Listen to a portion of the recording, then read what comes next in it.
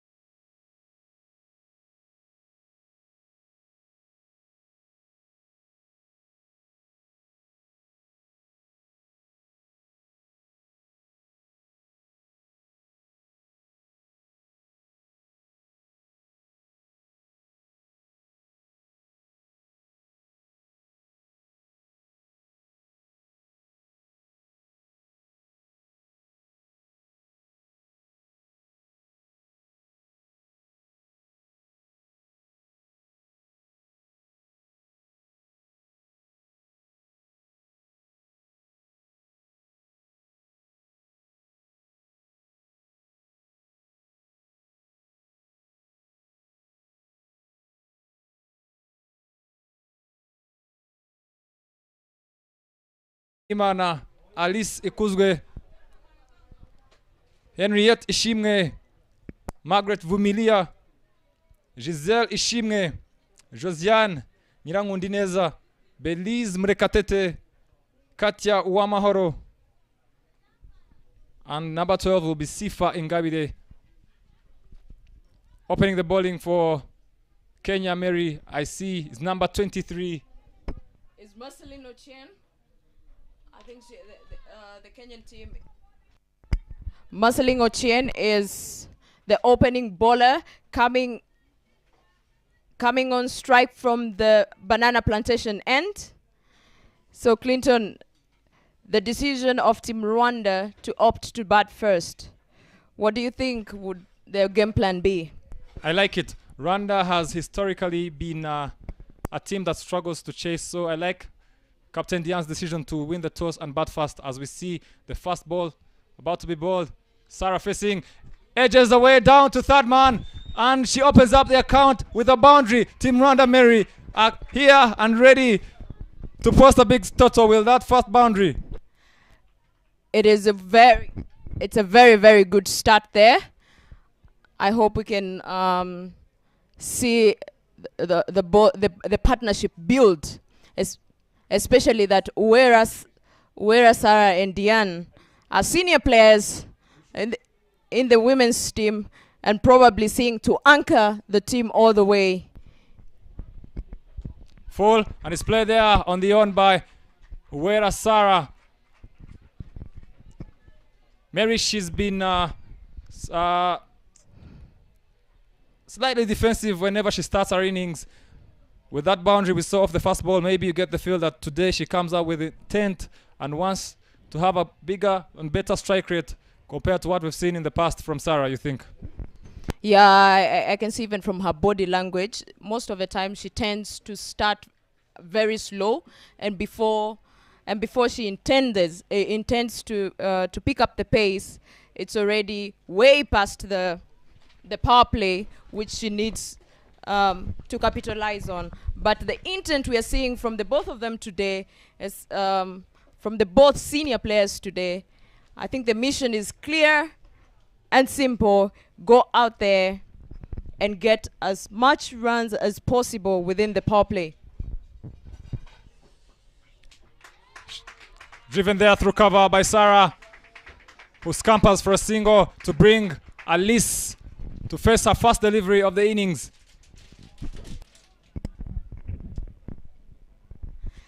It has been interesting to see the growth of Alice throughout the few years she's been playing for Rwanda.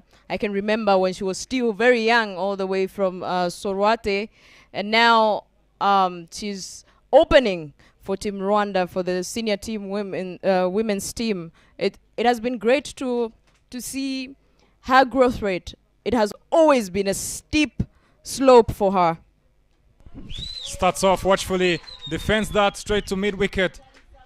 Good to see. First ball going straight in the middle of the bat. I'm looking out to see if there is any swing here for Marceline. Ball's full again and it's driven in the air by Alice. Pushing hard for a single there. And she opens up her account.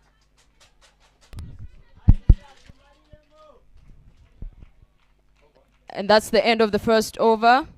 Good, very good start from Team Rwanda.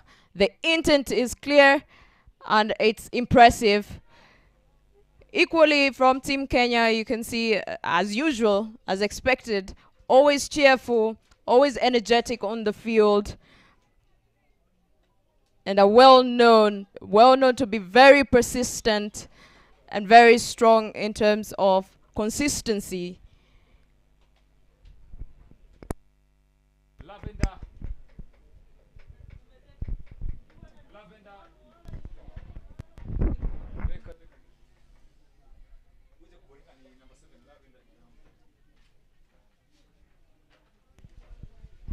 And now coming on to bowl is Lavender Idambo.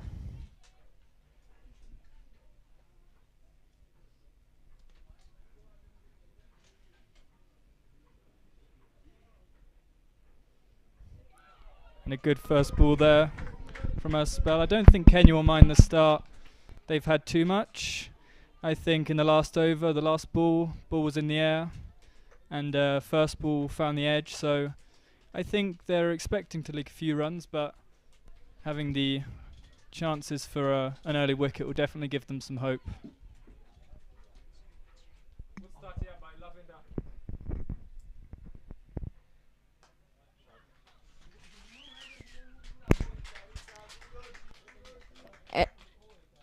And our dear viewers, as you've heard, we have a guest commentator in the house.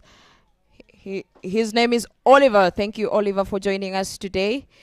According to what you're seeing so far, what do you think? What do you think is the situation at hand? Well, I think, as you said, the intent from Rwanda is quite clear. They want to get off to a positive start. Good shot there, and they're going to sneak a run off the misfield. Oh, direct hit, and it's gone. Very good fielding there. Good recovery after that misfield. And Kenya will be very happy with that. And Team Rwanda loses their first wicket.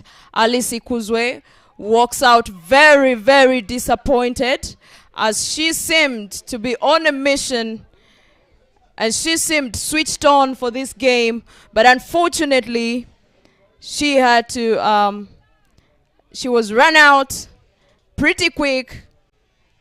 And knowing the nature of Team Kenya, they're well known for fielding well, Team Kenya and Team Uganda.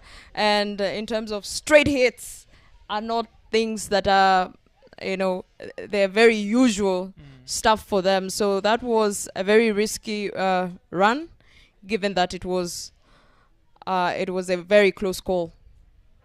Yeah, I think seeing the misfield there maybe gave them a bit of a false sense that there was a run where maybe it was a bit too risky for this early on in the game. But nonetheless, very good fielding, very good throw. A good start for Kenya. Coming batter is no other than Katia. Uwamahoro Katia.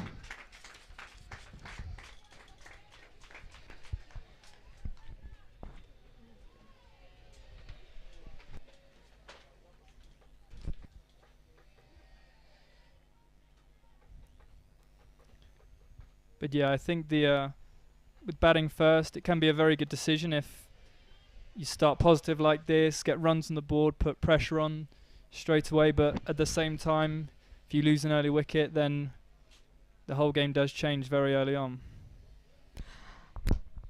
That's a lovely shot. Lovely shot from Katia that falls through and goes for a boundary. Her first ball of the day goes for a boundary. That's a good crafted shot from Katia Uwamahoro, a well-known senior player and also the Guinness World Record holder for the longest batting session for the women's of 23 hours. Well done, Katia.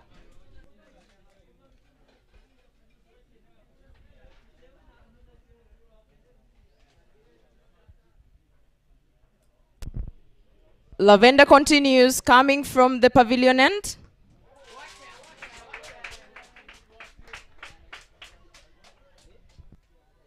I think, as we all know, cricket, especially batting, is such a confidence game, and getting a 4 that early on in your innings definitely should fill her with such confidence.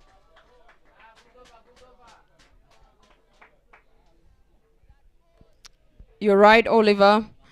Kate is well known to be a power hitter. She's very strong, and the time we used to play together, she was well known for using the heaviest bats. Yeah, so it's good to see how her consistency throughout.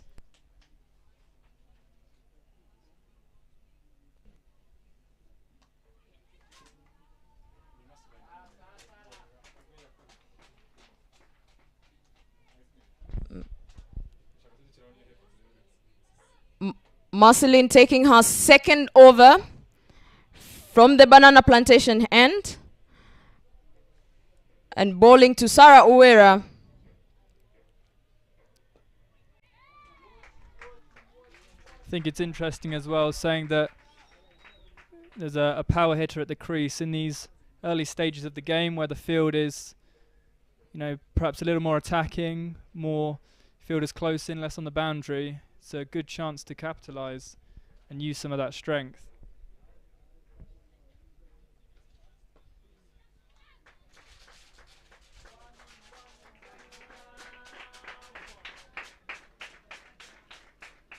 Been a very good recovery though from that first wicket. I think the worst thing that could have happened is either losing another one or succession of dot balls, but they've kept the score ticking over. Boundary, couple of singles here and there. I think that's just what they would have wanted after that start. Totally agreed with you, Oliver. Dot balls usually create a lot more pressure on the batters.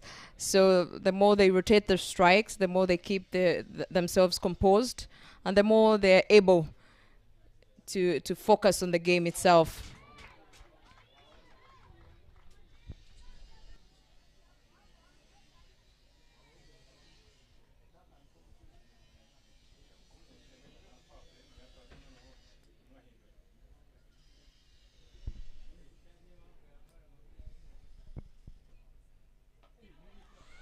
And it's in there.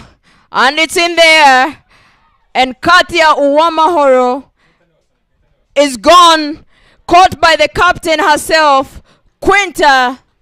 This does not look very good for Team Rwanda as Team Kenya celebrates their second wicket within 3 overs. Incoming batter is Gazelle, known as the Beast, Gigi. Olive, what do you think of the situation at hand? Well, I think, having talked about the danger of dot balls building up and pressure building up, that is obviously something to avoid. But at this stage of the game, with 2 wickets down now, I think a rebuild definitely is needed. I think, they'll look at the scoreboard and see that there's plenty of overs to go, and actually I think they can definitely afford to just maybe take their foot off the pedal a little bit and start to rebuild, because if another wicket or so falls, then they could be in real trouble.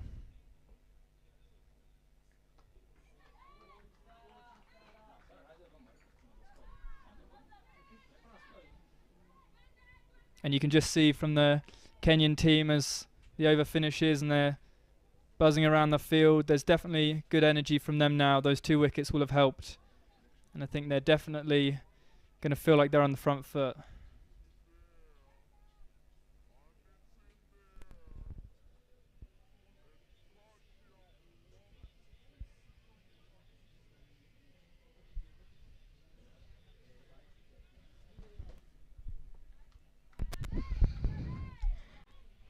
In case you're joining us, we are coming to you live from Gahanga Cricket Stadium. Here at Gahanga, Kenya is taking on Rwanda on the 3rd day, third match day of Kwibuka tournament.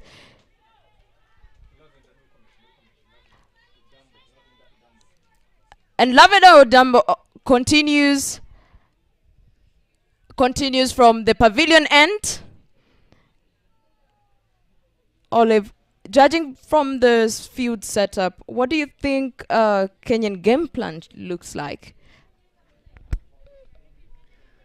I think they're definitely still wary of leaking runs. They've got a woman out and deep cover on the boundary, but you know, I think they possibly could look to go a bit more attacking. Maybe get another fielder in a bit closer, because, as I said, I think they've definitely got runs on their side with the wickets they've taken. But that being said, a couple of boundaries again in such a short format, one over, a couple of boundaries can definitely change the game. So I can see why they've got protection out in the deep.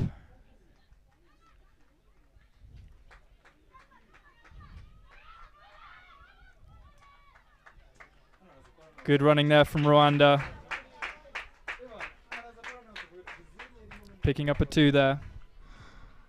That was a good shot from Giselle, but a little bit of some communication issues in between the wicket there. That was a close one.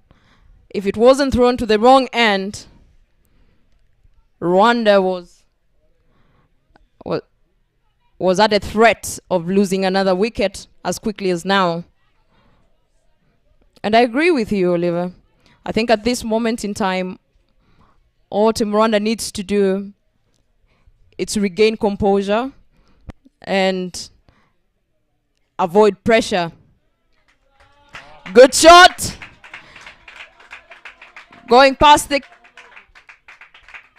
person over the point, but not strong enough to get to the boundary rope. Secured herself 2 runs.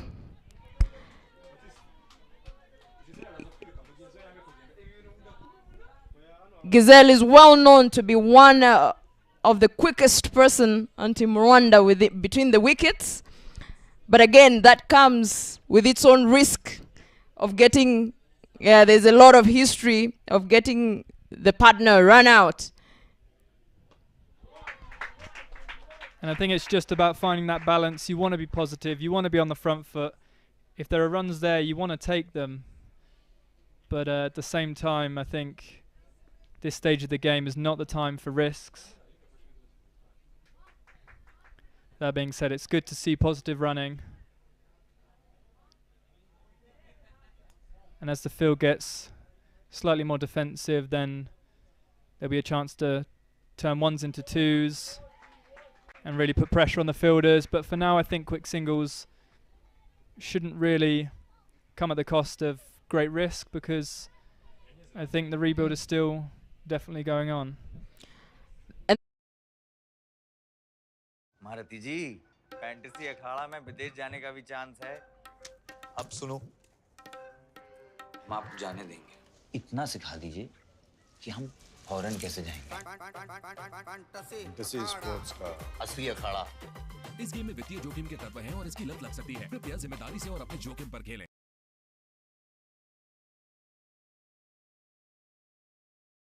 Total.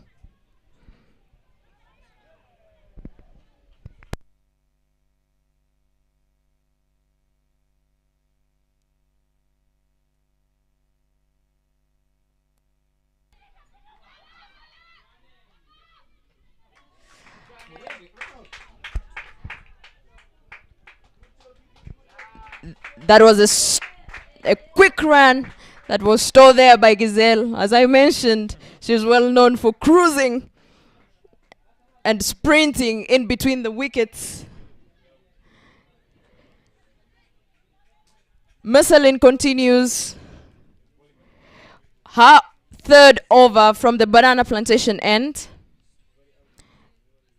And facing at the moment is Giselle.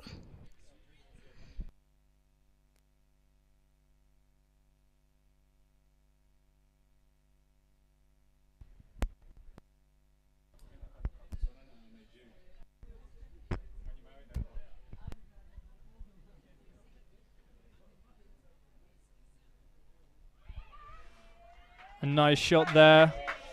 Running down past third man. Doesn't quite reach the boundary, but they pick up a 2. Valuable 2 at this point. Looks like just open the face of the bat slightly. Looked like a good controlled shot. Got some good runs there.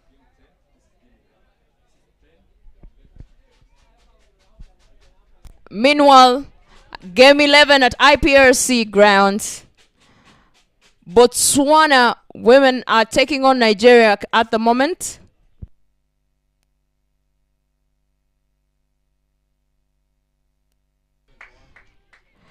Botswana is currently batting at 11 for 1 in 4.3 overs.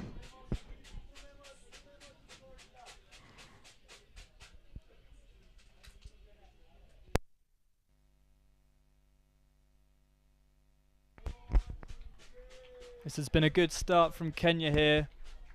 Not just with the 2 wickets, but in general, the bowling's been very good. They've kept it tight. They've really limited the extras. We saw in the last game, Brazil versus Germany, that the extras could potentially cost a great deal as the match goes on. So I think making the Rwandan batters score runs themselves, not giving them any freebies, not giving them any wides or extra balls in the over, keeping it tight, I think is exactly what they need to do right now. And then the Rwandan batters will feel like they needed to create the runs and possibly taking some risks through doing that.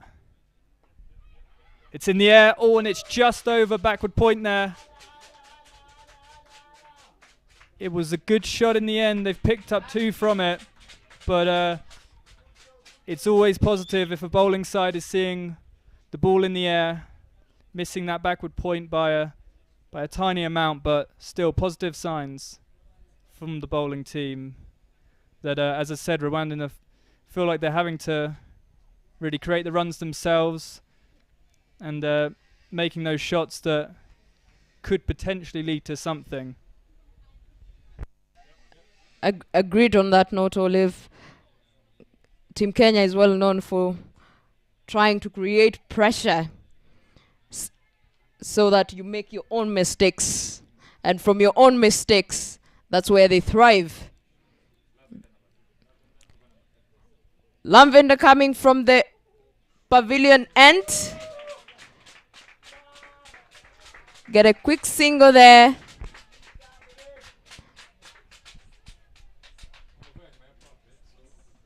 Nice controlled shot there again, opening the face of the bat. Seeing some pace there from Lavender, but batter just using that pace nicely with the third man out on the boundary.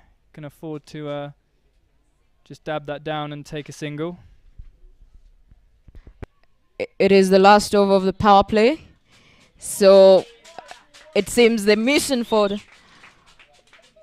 the batters right now is strike and capitalize on the few balls left before the field is opened up, and that opportunity is missed.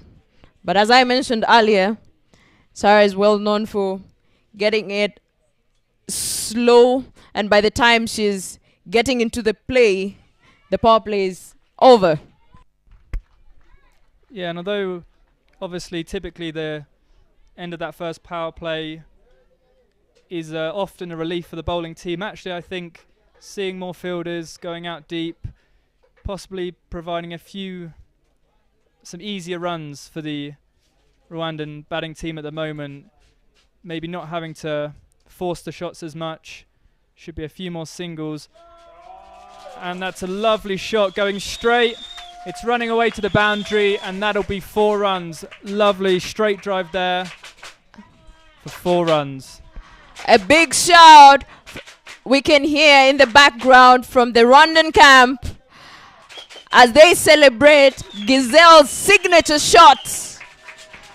Well known for that particular shot. She's always good at timing those shots. She's always go for it. And most of the time she'll step off the crease. And from her body language, you know it's going for either a maximum or a 4 run.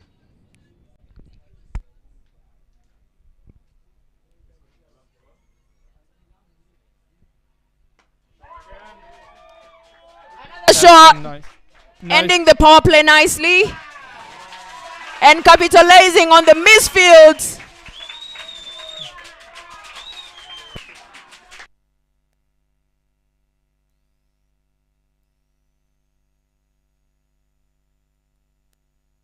The Rwandan camp is ablaze.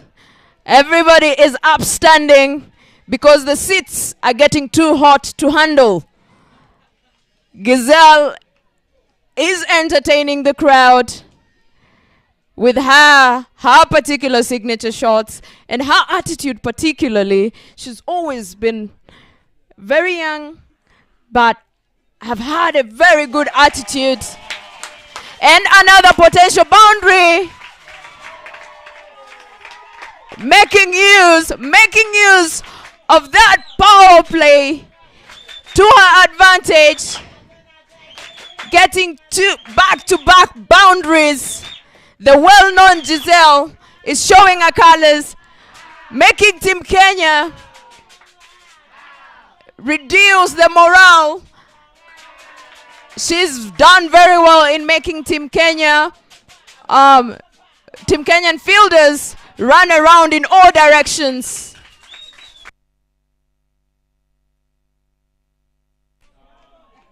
Great comeback from Team Rwanda. It's the end of our power play. 32 runs for 2.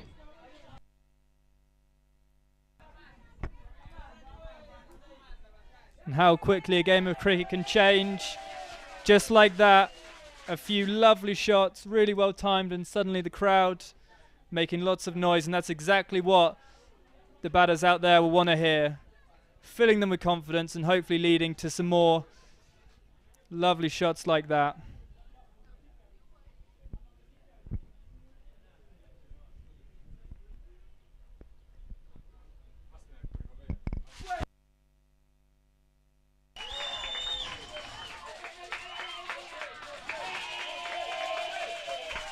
Good running from Sarah and Giselle there.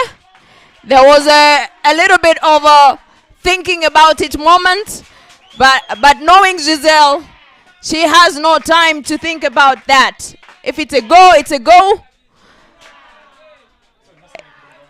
Marceline is completing her overs, her 4th overs. And as you can see, the Rwandan camp is ablaze. Giselle and Sarah are doing it for their country, are doing it for their fans, and are doing it for their camp.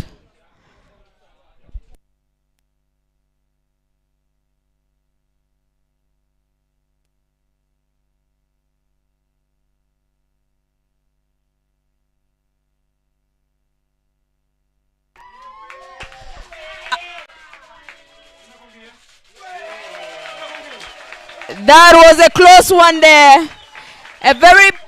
Quite a poor call from Giselle, and we might have an injury by Sarah,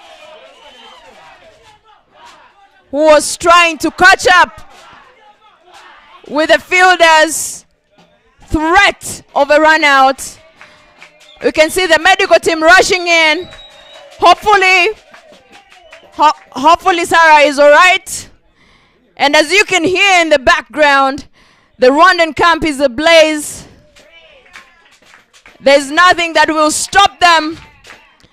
And it seems for the batters, it's like that as well. Nothing is going to stop them today from reaching for a quick win against Team Kenya. You can see from the Rwandan camp, songs and dances are dominating as they wait for game to continue play.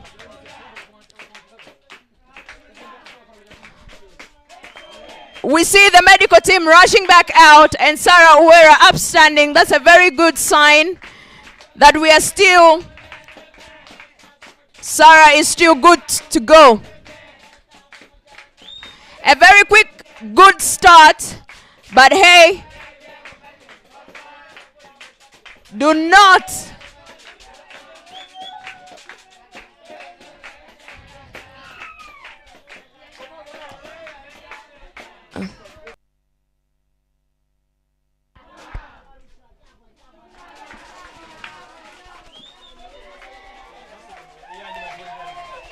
Marceline continues from the banana plantation end, and on strike is Giselle.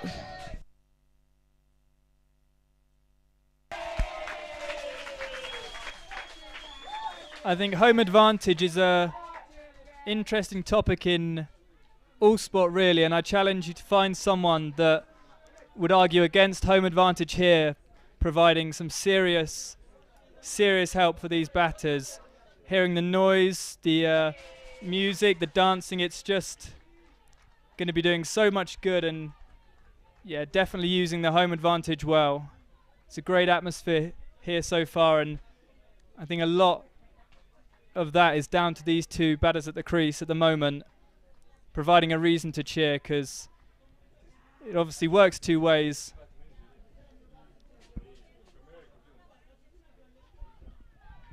Play and a miss. Just trying to guide it down there to third man, and that's the end of the over. That's a really good over that has ended for Marceline, ending her spell in a very good shape, trying to, to recover the previous over that costed them a lot more runs than could be expected. She did very well, and she got the Rwanda's big hitter, Katia Uwamahoro, got her wicket. And now incoming, the captain is in to do the job for herself. Coming from the pavilion end, she's a spinner, a well-known good spinner. It is now the time for the Rwandan batters to use more power to get runs, because the pace bowlers have been chilled for the moment. I think that's definitely a good decision from the Kenyan team, changing the pace, bringing on a spinner. Although looking at the field, mid-on, mid-off, both on the boundary, I don't think the Rwandan batters will mind that. Gives them an easy single. Although from a Kenyan perspective, if you bring just one of them in to a regulation mid-on and mid-off and challenge the batters to maybe play that shot, try and go over them and get the ball in the air, I think it's an interesting decision, but ball's in the air.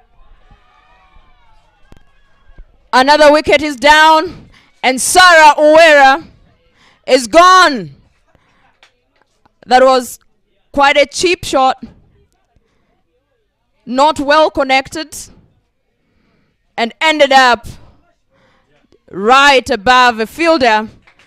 The captain herself from the Rwandan side, Bimenyimana Diane, is walking majestically inside at number 5 to try and get things done with Giselle. They are well known for a good partnership, but at this moment, I think Team Rwanda needs to build a good partnership for them to get going, and a sustainable one for at least up over 15 overs, for them to get a little bit more comfortable and to get the runs to what they're aiming for, which is above 120.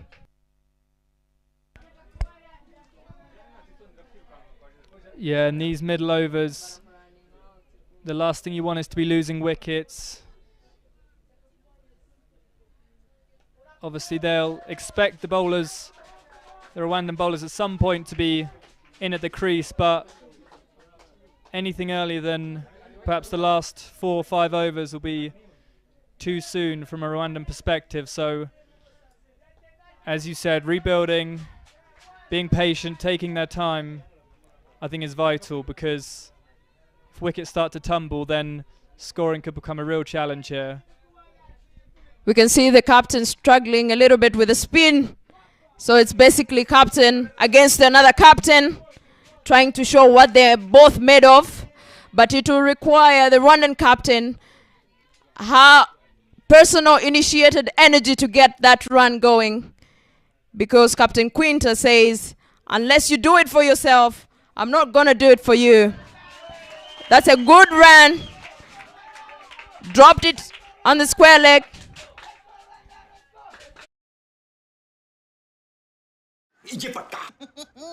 अब सीख तो गए, अब तो जाने दो मुझे। ठहर जाइए, कोई प्रॉब्लम हो गई तो कहाँ ढूंढेंगे आपको? फैंटेसी अखाड़ा का 24/7 कस्टमर सर्विस है, आपकी प्रॉब्लम को सॉल्व करवा देंगे। कल जाने देंगे। फैंटेसी स्पोर्ट्स का असली अखाड़ा। इस गेम में वित्तीय जोखिम के तत्व हैं और इसकी लत लग सकती है। कृपया जिम्मेदारी से और अपने जोखिम पर खेलें।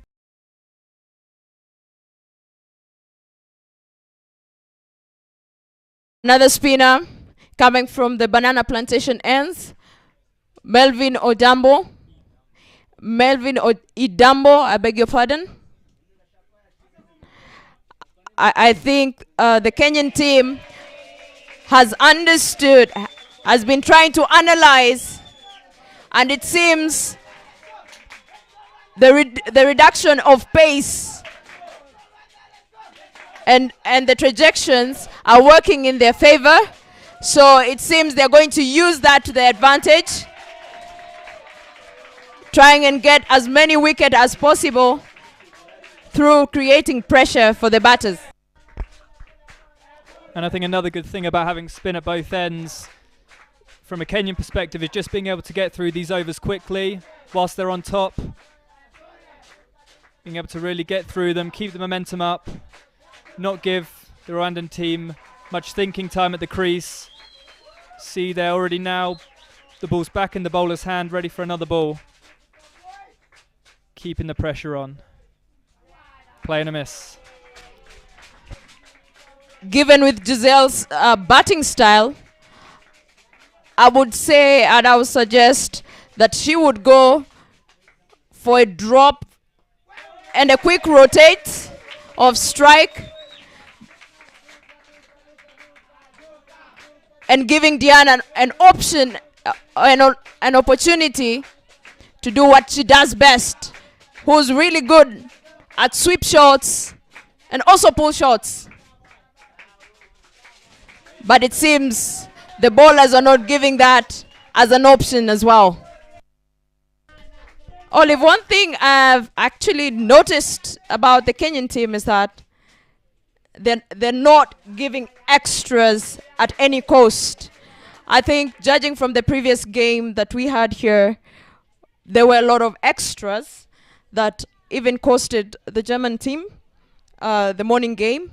So I think one thing Team Kenya is doing is being cautious about giving that away. You have to work for your own runs, which really looks to be working in their favor.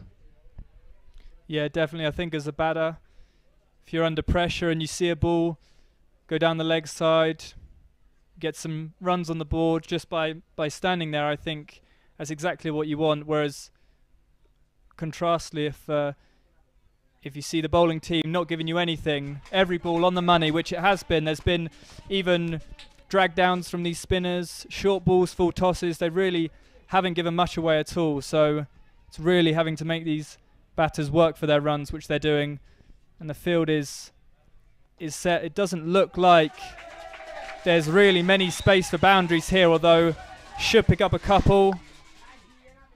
Good running between the wickets there, good backing up as well by the Kenyan fielders, and that's some vital runs on the board.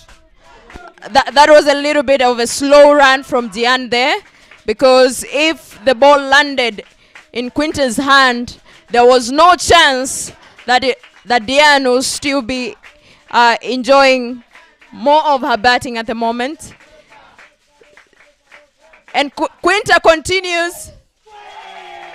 Very, very good pull shot from Giselle, showing what she's made of, and continues to impress the crowd. It is another boundary, getting her score to 25. As we speak, the score for Team Rwanda is 45 for the loss of 3 in 9 overs. The Rwandan camp There is no way to contain the Rwandan camp.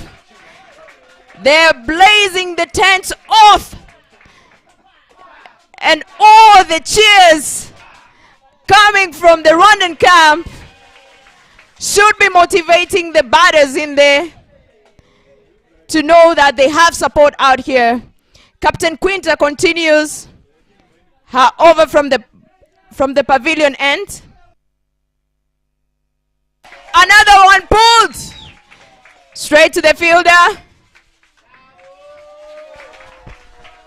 I think that was a good decision there not to come back for the second after dispatching that short ball for 4 on the previous ball. I think it definitely did not need a 2 there. Rotate the strike, take the single. Good to be thinking about it, to be positive, but very good decision there to stick with the 1. And I think, just as we were talking about from the bowling team, I think one of the first really bad balls we've seen, a real drag down, and at the first opportunity, the Rwandan batter really made the most of it, which is exactly what you want to see. Very good batting.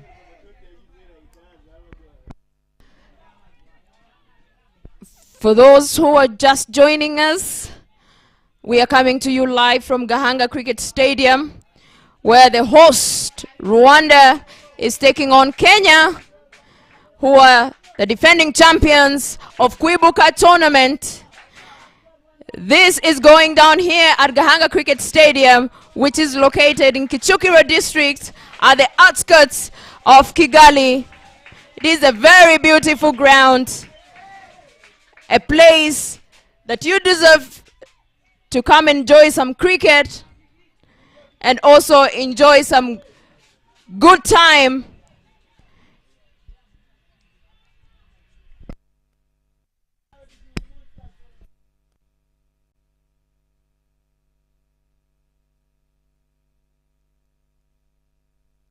It's a lovely shot there into the deep on the leg side. The deep mid-ons ran round, well fielded, but picked up a lovely 2 to start the over. Really good to see, getting the crowd making some noise. Good start to the over there.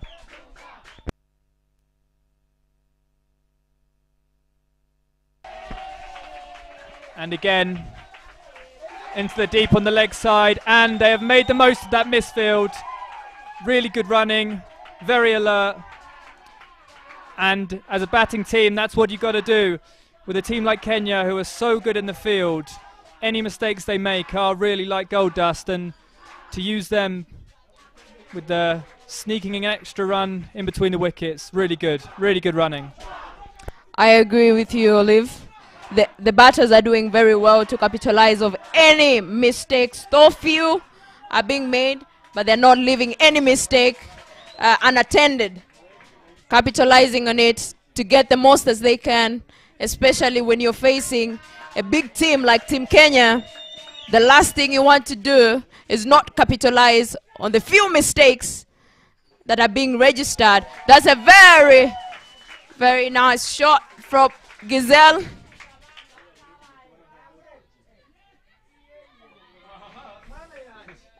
And as you can see, what we say when it comes to Team Kenya, a direct hit throw from the boundary, they are well known for that.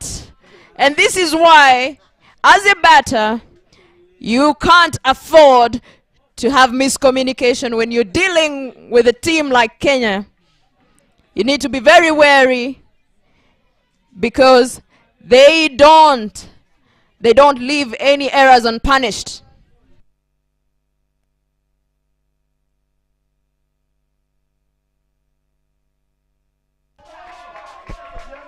It's a nice drive there to deep mid-off, picking up a single. Really nice shot there. And I think as much as a quick single or good running is praised, I think actually saying no to a run that's not there, like with the previous ball, is just as much reason for praise. I think seeing the ball hit the stumps, definitely good to be alert again, but it was a good decision to avoid that risk in the end. Totally agreed. There seems to be some hesitance when it comes to the running between the wicket from Diane, the captain.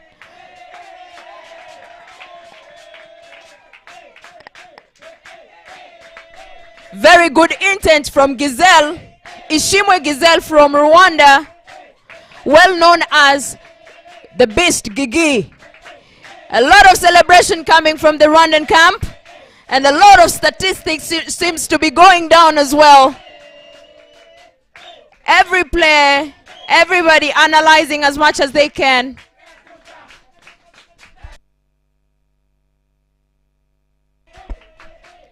I think one thing that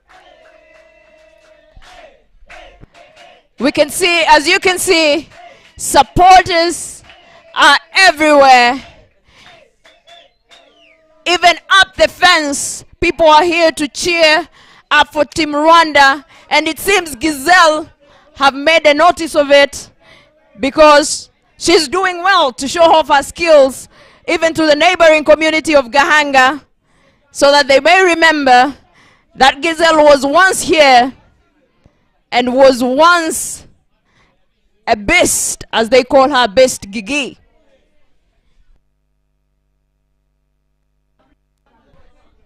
Olive, at this point, for Team Kenya, what do you think should be the best plan forward, especially with the current, with the way the current partnership is faring at the moment?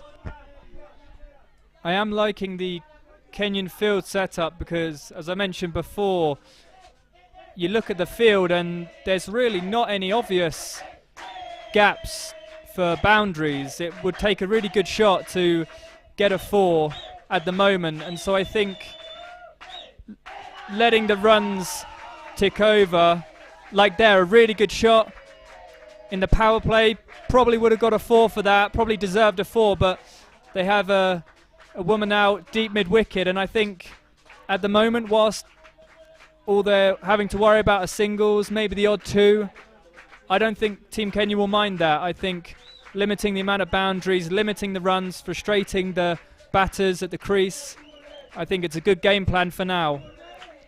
As runs build, like they are ticking over now, think about coming back for the second, but don't. I think as this partnership continues to build, then they will be thinking about wickets. I think they will definitely be wanting a wicket at the moment, but for now I wouldn't be too frustrated if I was them. And we are currently at a total of 55 runs. 11 overs gone for 3.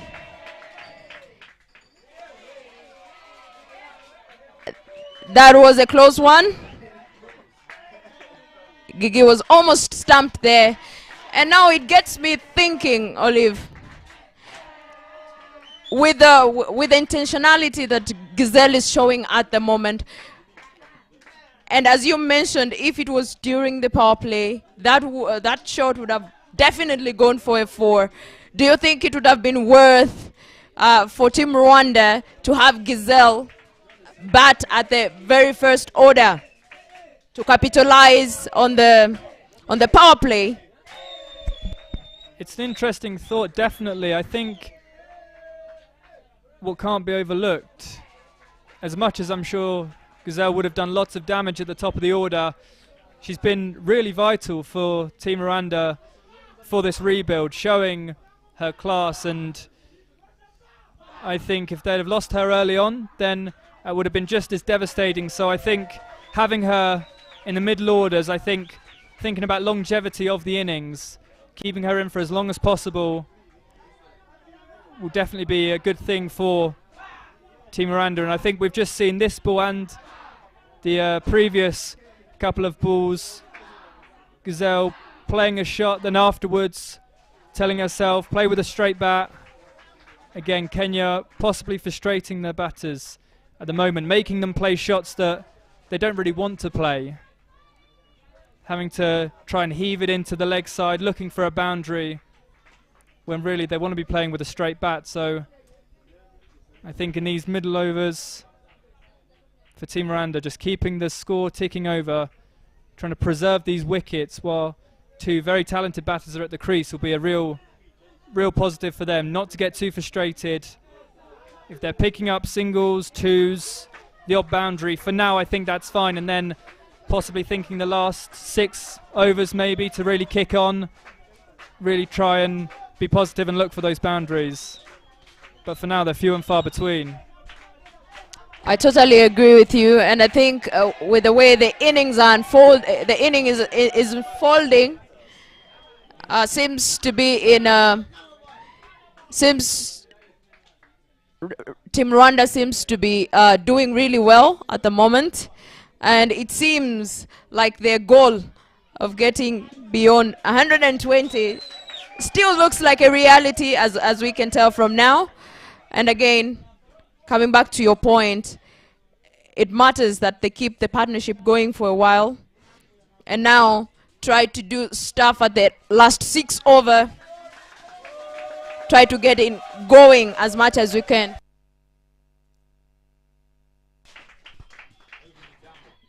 Melvin Odambo continues with her 3rd over, striking on from the banana plantation end to Gigi, who manages to clean everything. That was a really good call from Captain Diane, who decided not to run, because that would have been a very hot spot for her. It would have been hard for her to get to the danger zone safely.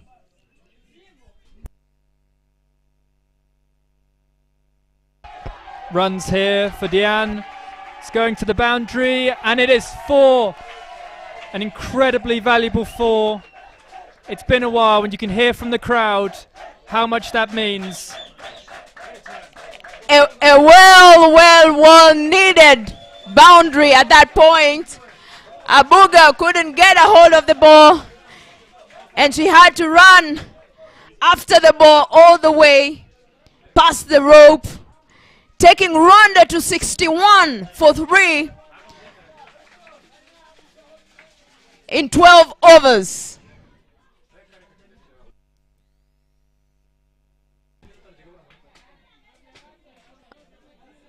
Looks really positive for Team Rwanda. Well played in between the covers.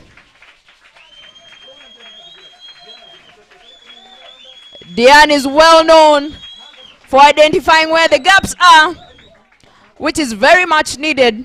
Such play is very much needed at this moment in time to make sure they are rotating strike as much as possible, because that's what keeps the clock ticking.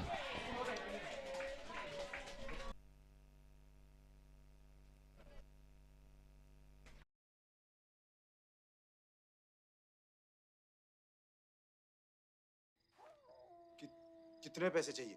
पैसा नहीं, इज्जत। मोहल्ले के चिरकुट लौंडे हरा रहे हैं fantasy sports में।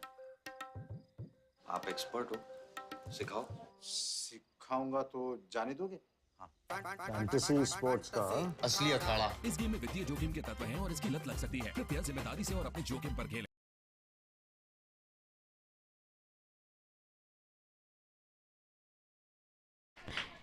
And the beast Gizelle Ishimwe anchoring the team all the way from losing 2 quick wickets in the first few overs to getting this far with only a loss of 3. Gizelle is now running at 36 runs off her bat, and the new bowler in is Esther Washira, coming from the pavilion end to Gizelle, who will manage to get the second run. Very positive from Gizelle. Well known for the positivity, aggressiveness. Running has never been a weakness for her. It is actually a threat for Team Kenya as we speak.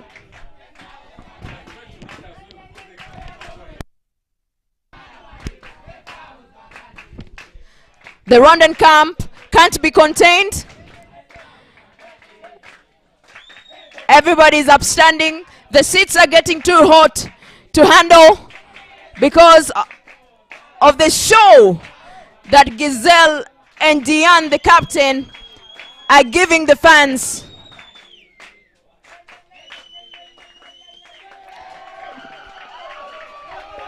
Another one that rushes straight to the boundary. Scooped all the way on the offside and rushed to the boundary. Abuga was not able to reach it in time because the bowler was faster. Very positive mindset. I talked earlier about the batters possibly being forced into playing shots they don't want to play, but that was a shot that belongs at any international cricket tournament. That was an incredible lofted cover drive for 4 runs. And good use of the feet there. Coming slightly down the wicket. Coming back for 2. And they just make it there. Heart in mouth situation, but that was a close one. Positive running in the end.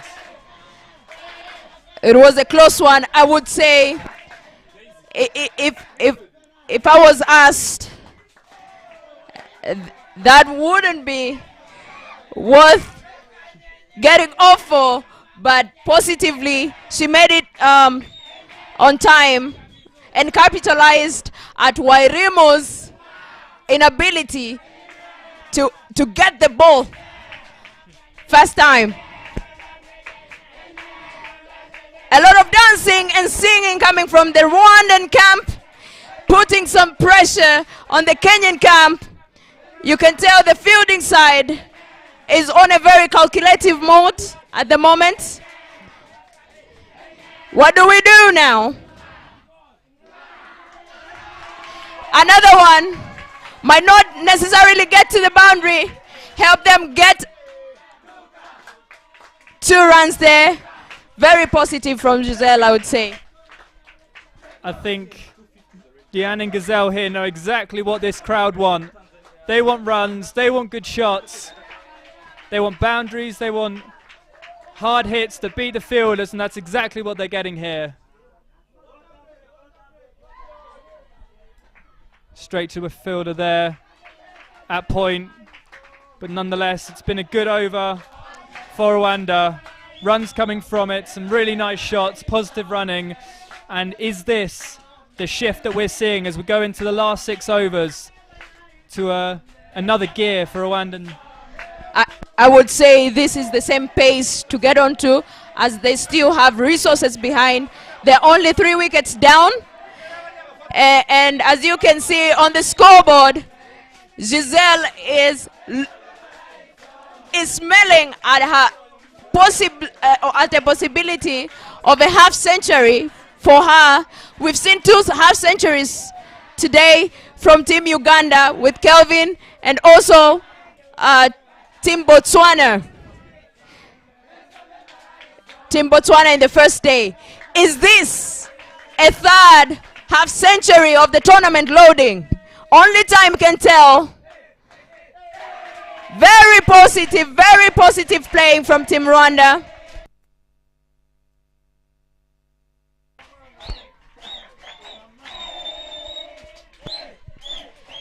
We could see Gazelle with an attempt to make a run there where there's no run. I believe at this point there's no point of trying to manufacture runs where there are no runs, since she's playing pretty well. And that second run that she was after was to take her off to the non-striker's end. If I was her, I'd want to be at that striker's end facing every ball possible, and I think Team Rwanda wouldn't mind that either. And she goes big in the air. 1 bounce to the fielder, picks up just a single, but again, it's good in 10. Gazelle moves on to 46 here. And as hard as it is to beat these fielders out in the deep, running hard, putting pressure on is exactly what they need to do.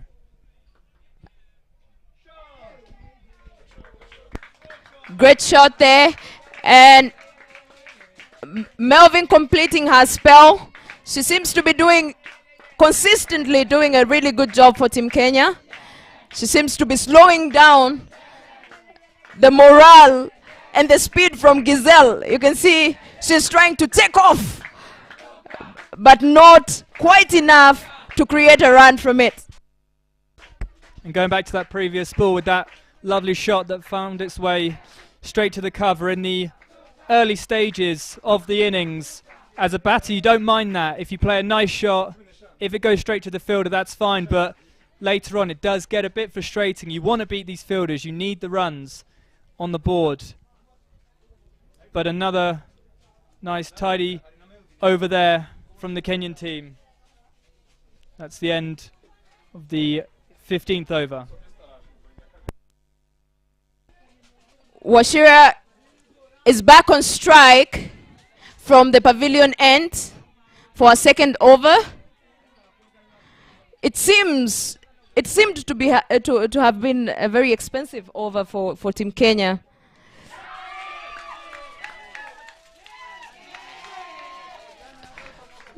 Do you think it would have been a good idea to bring her back as soon as now, especially after conceding so very many runs in the previous over?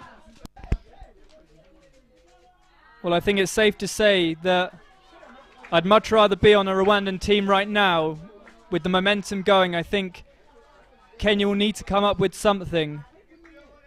It's getting to a point, okay, in the middle order, leaking some runs is okay, it's fine, but now they'll be looking at that scoreboard and really wanting to reduce this Rwandan total. So they've got to try something, whether it's bringing some pace back into the attack.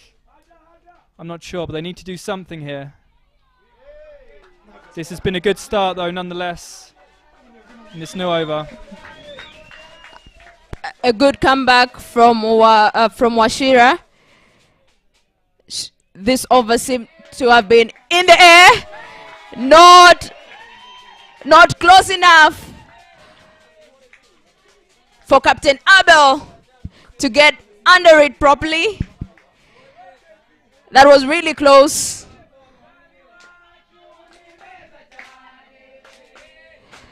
As I said, it is a better over that we've seen from Wangari this morning. The previous over was really expensive, but it seems to have recovered very well. The intent from Giselle is something you can not doubt. As you can see, she's ready to move at. कितने पैसे चाहिए? पैसा नहीं, इज्जत। मोहल्ले के चिरकुट लौंडे हरा रहे हैं फैंटेसी स्पोर्ट्स में। आप एक्सपर्ट हो, सिखाओ। सिखाऊंगा तो जाने दोगे? फैंटेसी स्पोर्ट्स का असली अखाड़ा। इस गेम में वित्तीय जोखिम के तत्व हैं और इसकी लत लग सकती है। कृपया जिम्मेदारी से और अपने जोखिम पर खेलें।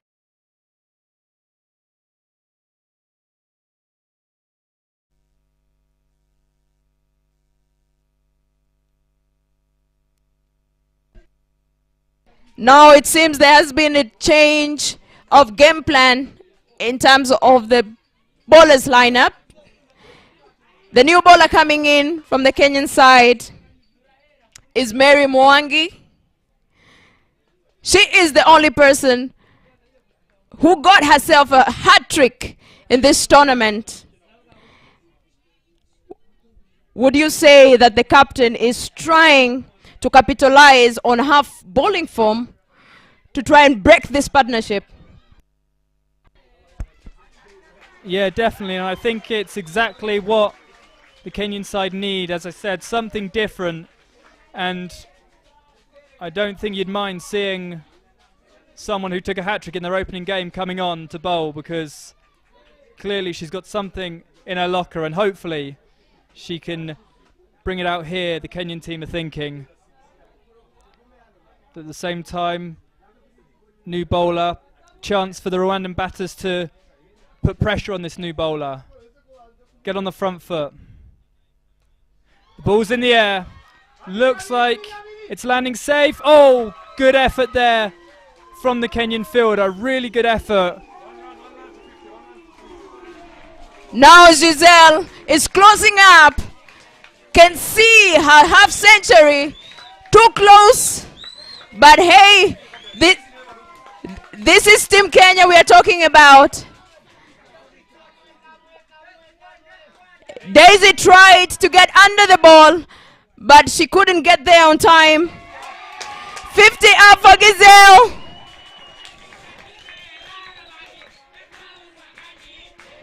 The Rwandan camp is uncontainable here at Kahanga Cricket Stadium. Ladies and gentlemen, this is the place to be. Well played, Gazelle. You've showed proper intent, a lot of talent we've seen today, and a well-deserved half-century. But the fight still continues.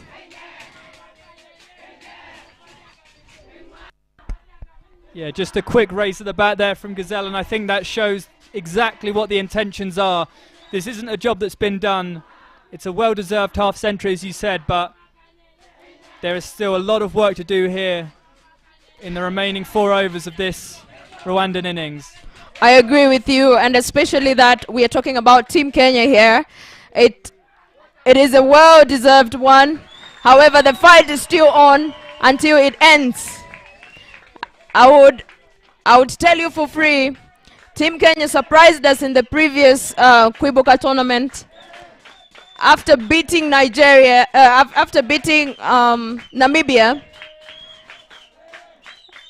a team that had won most of the games.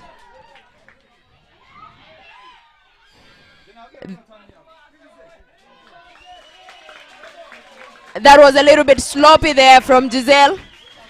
She shouldn't get too excited with a half century because the fight is still on. We need to register. Rwanda needs to register their win today. They're really keen on that. And if they're to do that, Giselle needs to stick longer. And I think that just shows how much Giselle wants to be on strike. Maybe not even communicating with Diane, just wanting to come back because, and you can see why, on 51 now, and going really, really well, you can see why Gazelle wants to take as much of the strike as possible. Just wondering now, they really need to start getting some runs, looking for these boundaries, turning these 1s, 2s into boundaries. What's the batting to come looking like? Are there some big hitters? Do you think it is definitely worth the current batters trying to tee off now and really hit some boundaries? Absolutely, absolutely. With all the resources left to their disposal, I think it's the time that they would want to try and maximize and turn the quick singles into a few more boundaries.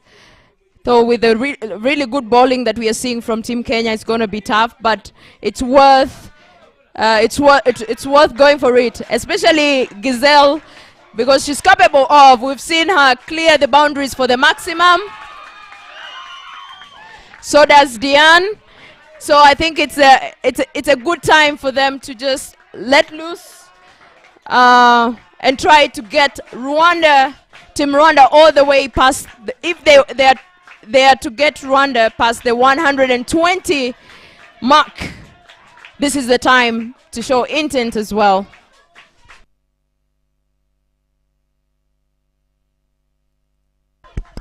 In the air there, but landing short of the point fielder. Just the 1 run there.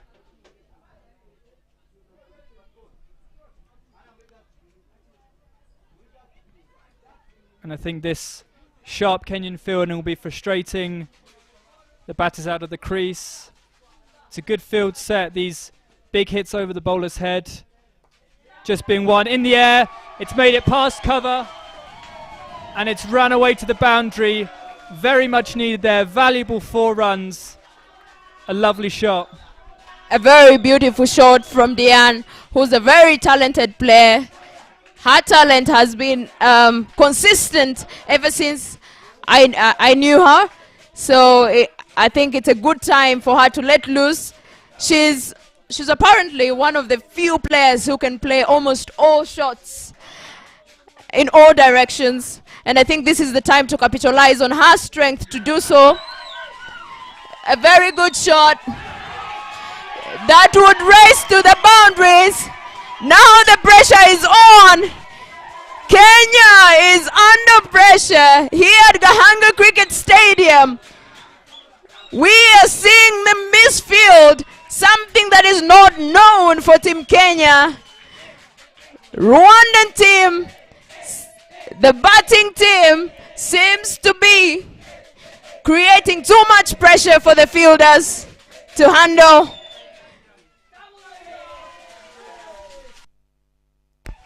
Yeah, I think the crowd liked that misfield. Talk about out of character from the Kenyan team, but Rwanda will take that every day of the week.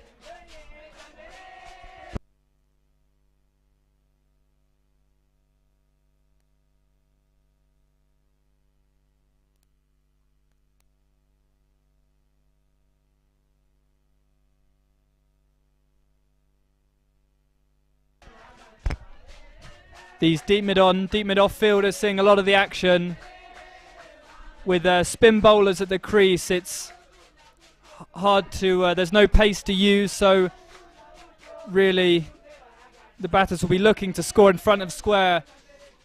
As a bit of pace is introduced to the attack like now, it opens up the opportunity for back of square to be an option. With third man up, fine leg up. And the batters, no doubt, tiring a little bit at the end of this innings. I think looking 360 degrees of this ground would be a smart move.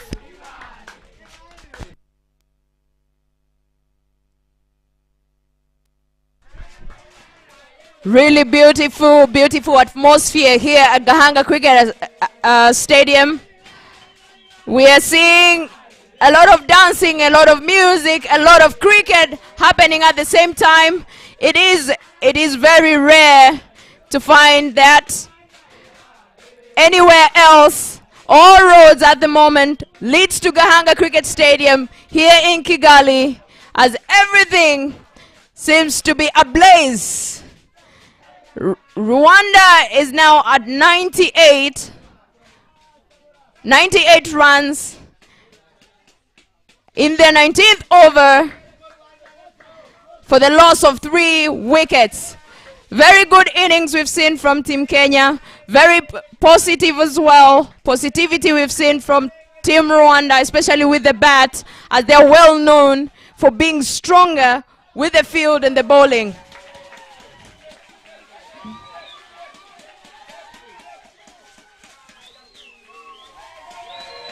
Good running there from Diane and Giselle. This is the time to try and get Team Rwanda to the target of above 120.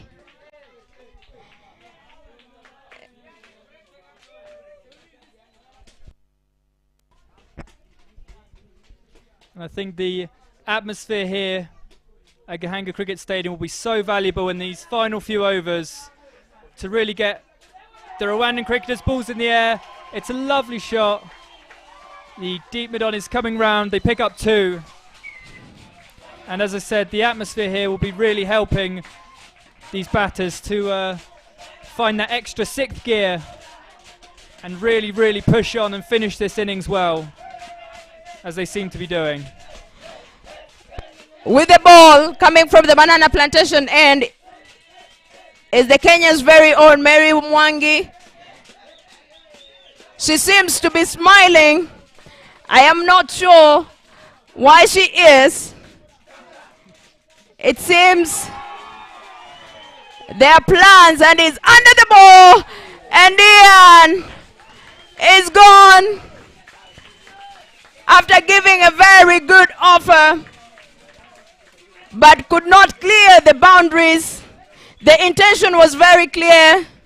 Good intention from the captain, good innings from the captain. You've set the pace and show what you're made of. You can tell from the Rwandan camp, everybody is upstanding, applauding the captain,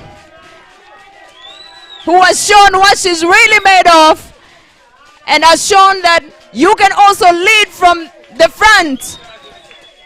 Great innings from you. I think Diana's earned every single ovation from the crowd there. A really vital innings coming in at a pretty challenging time for the Rwandan team. She showed incredible power with that last shot, couldn't quite get it past the fielder, who juggled the ball but took it in the end. A really composed catch, but a very, very good innings. New batsman in now.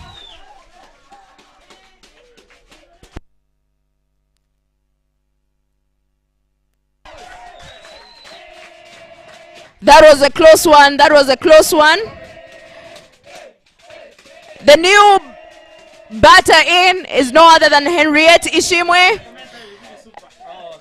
A Rwandan very decorated all-rounder. Very fierce with the ball. And also well known to be fierce with the bat as well.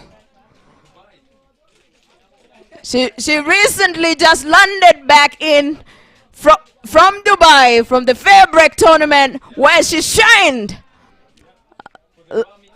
like a new BMW rim. She's yet to show the glow here, but Giselle continued to offer.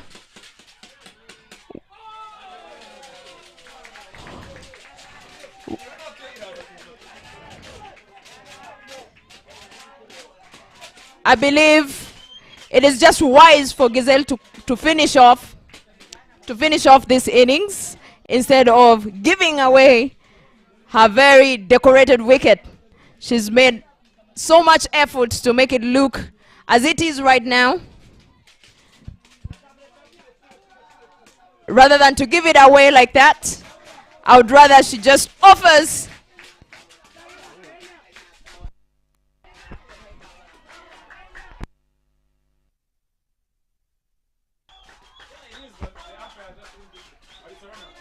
Bowler there just making sure that Gazelle isn't sneaking out of her crease there. It's a nice shot down to deep mid-off, and it's very good running as well. Coming back for two. Gazelle even turning, looking for the third to get on strike. Giselle Ishimwe is not playing no games here at Gahanga Cricket Stadium. She's here on a mission, though that mission seems to be close to costing her wicket a couple of times. But nevertheless, she's on the move and no one is going to stop her. A very good shot that is racing to the boundary, but Wairimu got there before it does and saved Team Kenya some 2 runs. 110 in the last over.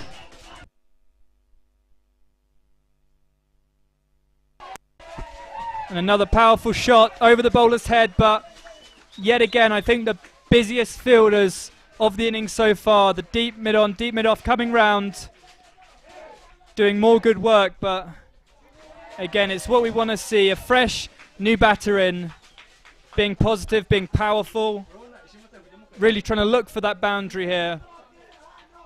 A full toss, good use of the feet, again, to deep mid-on, slight misfield, means that Giselle can come back for the second, another tight one. And that looks to be the end of the innings. The Kenyan fielders seem to be underestimating the speed at which Giselle Ishimwe can sprint with. You can see this is the end of the first innings. Was a colorful, brightful, and glorious innings for Team Rwanda. As you can see, the Rwandan camp cannot be stopped, cannot be contained. The joy from the Rwandan camp, it can't be contained at all. Well played, Giselle Ishimwe.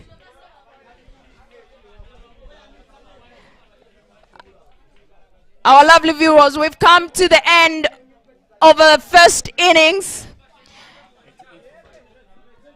Meanwhile, at IPRC Kichukiro ground, it's also the end of their first innings, and Botswana set 88 runs, 4-5 in all the 20 overs. Here at Gahanga Cricket Stadium, where all the roads of Kigali are right now leading to Gahanga Cricket Stadium, where Kenya is taking on Rwanda. It's the end of the first inning, and Rwanda managed to set 114 runs.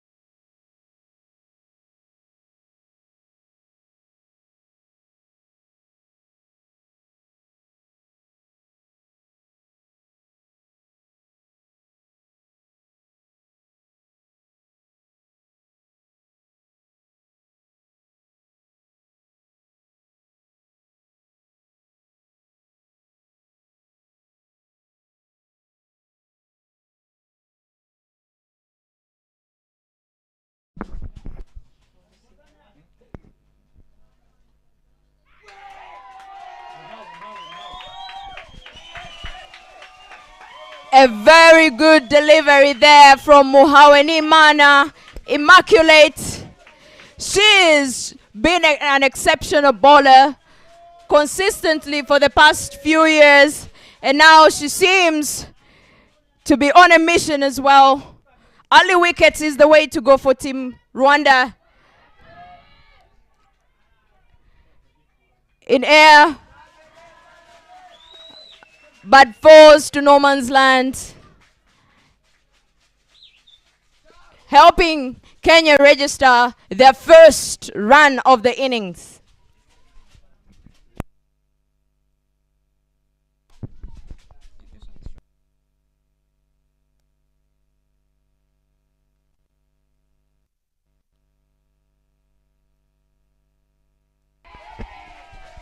Nice bowling here in the first over. Nice and full, nice and straight. It's exactly what you want. Get the batters playing. Because it looks like Kenya here, the last thing they'll want is to take this match into the last couple of overs. They'll want to get off to a really good start here, getting runs on the board. Incredible fielding, run out chance, and gone! And Rwanda registers their first wicket. The very dangerous Veronica Abuga. Unfortunately, miscommunication with the captain that costed Kenya their first wicket. This looks glorious for Team Rwanda. And as you can tell from the background, the camp. A good throw from Ishimwe that went straight to the keeper, who did not hesitate to get Abuga out as quickly as possible. That seems to be the best plan for Team Rwanda. The new batsman in, the new batter in is Vanessa Oko.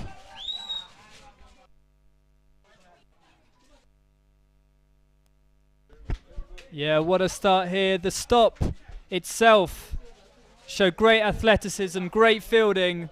Then to be alert to the sloppy Kenyan running here, firing the throw into the wicketkeeper. Amazing fielding and a dream start here for Rwanda.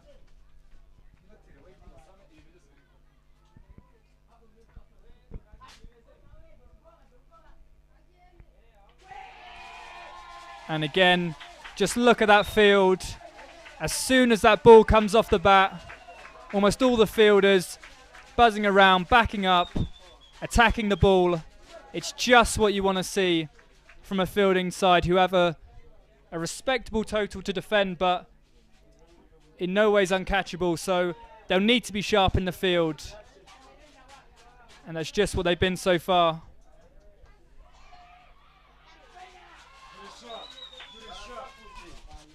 Commentators curse there with a slight misfield, but still good bowling, getting the batsman playing.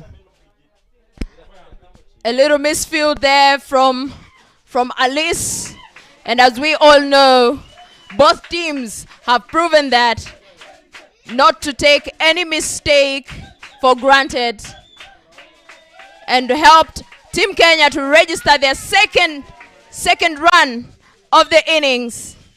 Now Team Kenya is looking at 110 runs to get to the finishing point.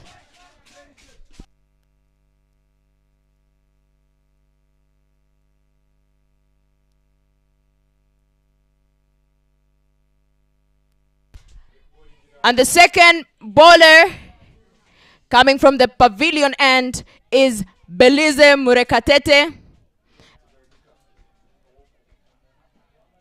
delivering it to Vanessa Ooko.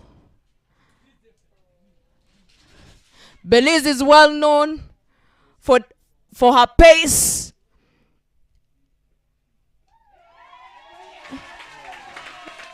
Good fielding there, good keeping. by the Rwanda's young keeper, who never leaves anything for chance. You can hear the Rwandan camp shouting her name, Flora, all the way from the pavilion.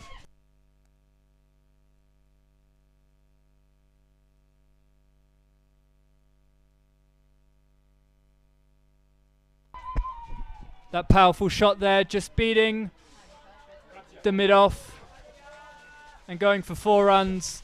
First boundary of the Kenyan innings there. That was a really good shot there from Vanessa that went past Katia there at mid-off. She couldn't stop it. It came as quickly as lightning.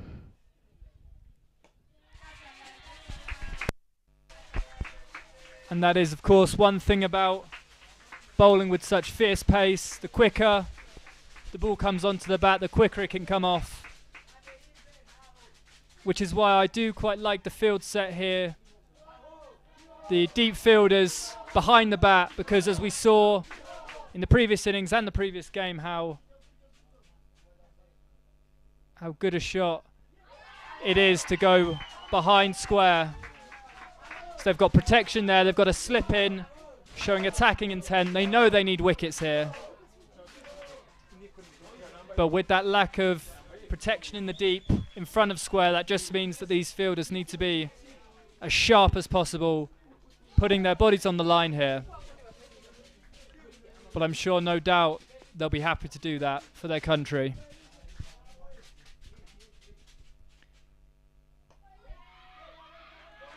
Really nice bowling.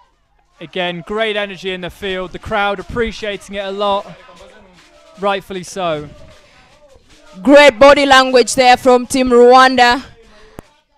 The morale still to be seems to be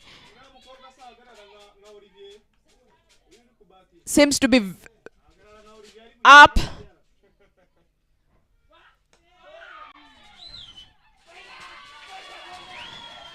Very good bowling as well. Very good bowling there from Belize, getting Team Kenya to 7 runs after the end of 2 overs for the loss of 1 wicket. Great bowling so far from Team Rwanda. I think at this moment what Team Kenya needs to do is to build up their partnership, which would be quite dangerous for Team Rwanda as well, because they're well known for patience in the crease, and a lot of maturity as they are while batting.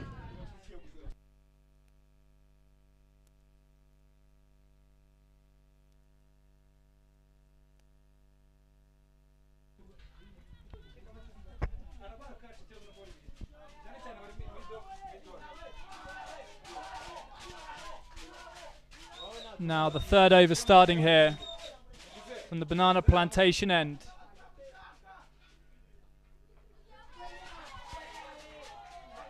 And one thing I've noticed with the great pace that the Rwandan opening bowlers are showing, the Kenyan batters are seeming to be reluctant to get on their front foot and come forward. There's a lot of shots being played from the back foot, possibly looking through the cover region for a boundary chance, using the pace of the bowlers. But as long as these opening bowlers can keep their line tight, keep a good length, I think that's exactly what Rwanda will want.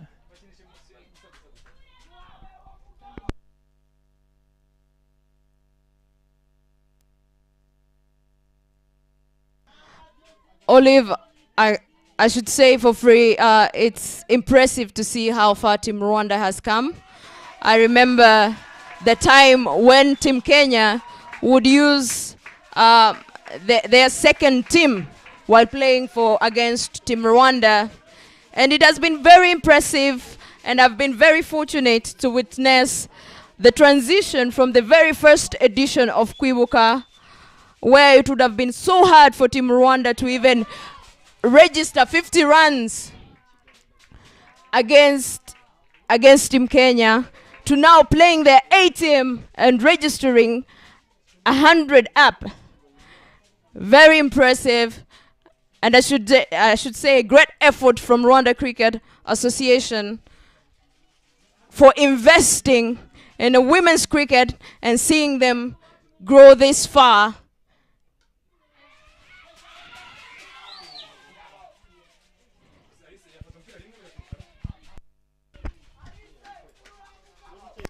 Some hesitant running there between the crease.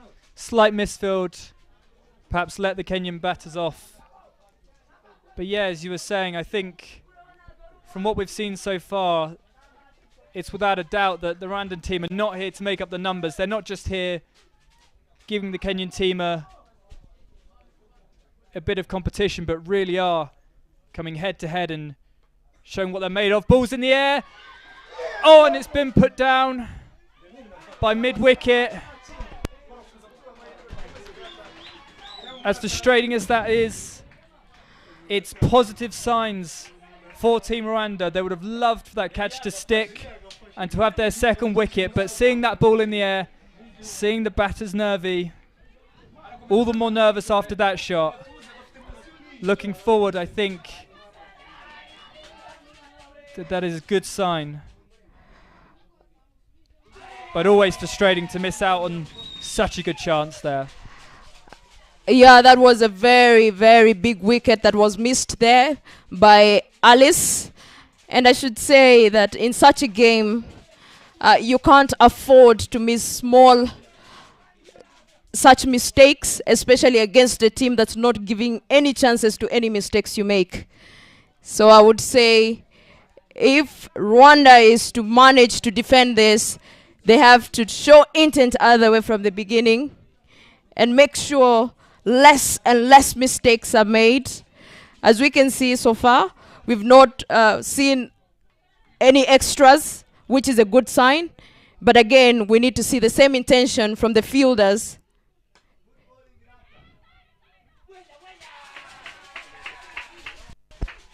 Yeah, I think in the ball that led to that chance definitely would have earned that wicket. Really showing good pace, short of a length, hitting the splice of the bat.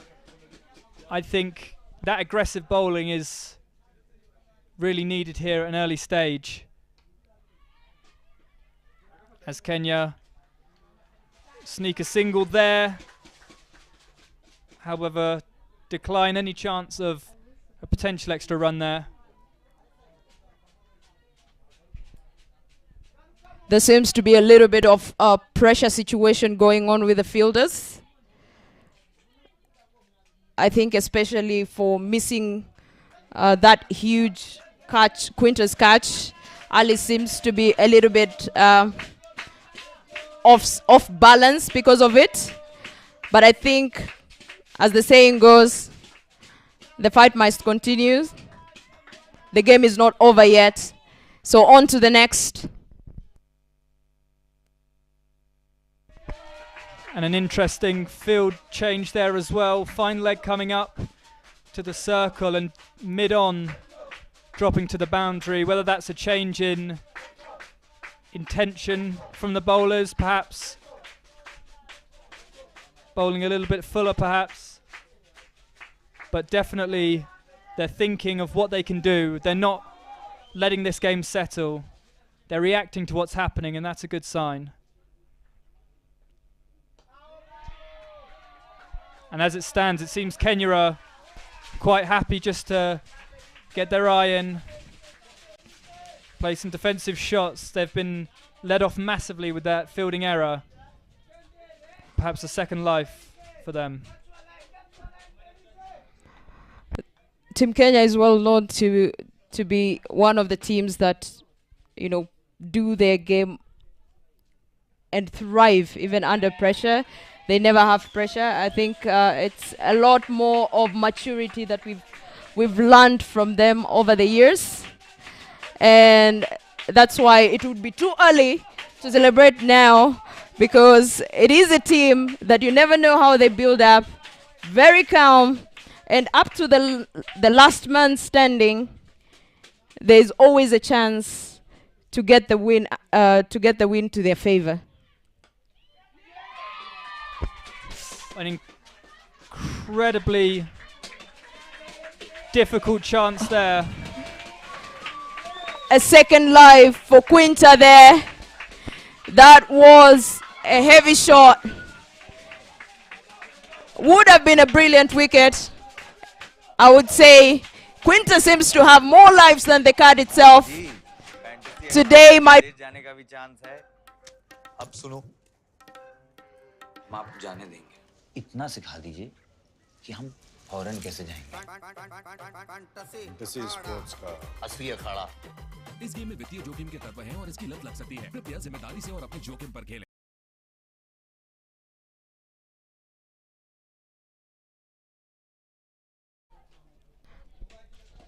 It has come to the end of the fourth over, but Team Kenya can only afford 9 runs from the severe bowling that is going on from Team Rwanda. Incoming with the ball is Josiane. Josiane Nyirangundineza. Coming on from the banana plantation end.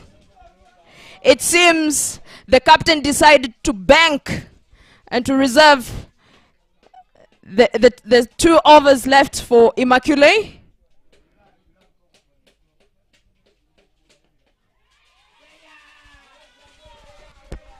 And I do like that from Rwanda, not bowling out their openers, clearly thinking about this Kenyan innings in the long run, because with the score like 113 on the board, there's every likelihood that it will come down to the death, and you want to have your opening bowlers there for it. There's a shot down the ground that has gone for 4.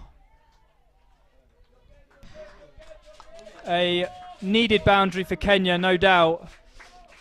Mid-off and mid-on, out in the deep, couldn't quite cut it off. Brings up 13 there for Kenya. A boundary they'll very much appreciate. That was a very good shot. Even Giselle's famous sprint could not save that boundary. It's good to see the intention that is going on all the way with the field, with the ball. And great to see that the captain has reserved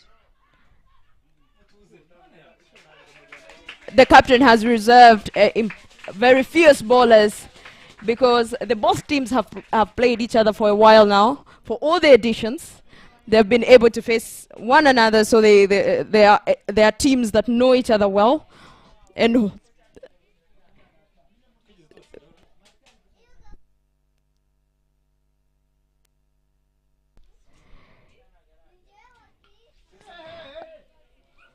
that was a good shot from Quinta. Signature shot from Quinta all the way to the screen. And now that is a ball you don't deliver to Quinta Abel, because as you could tell, she was very comfortable to hit that off the pitch all the way to the screen.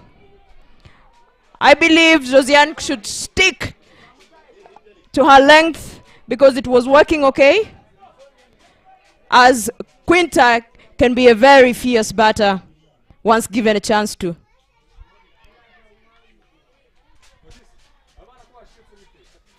So far in the power play, it has been a good bowling display from Rwanda in general, keeping the bowling tight, limiting the chances, so when a hit-me ball comes along like that, there's no doubt that you won't want to miss out, and she certainly didn't there. Incredibly powerful shot down the ground, relieving some of the pressure that had been built. Yeah, today Team Rwanda has a chance of beating Kenya for the first time in this Kwibuka tournament in all the 8th edition. There is a possibility of doing so. And the only time I remember that that Rwanda ever won against Kenya, it was during under-19 tournaments in Tanzania. Other than that, today seems to be like another day that Rwanda might have a chance to win against Kenya.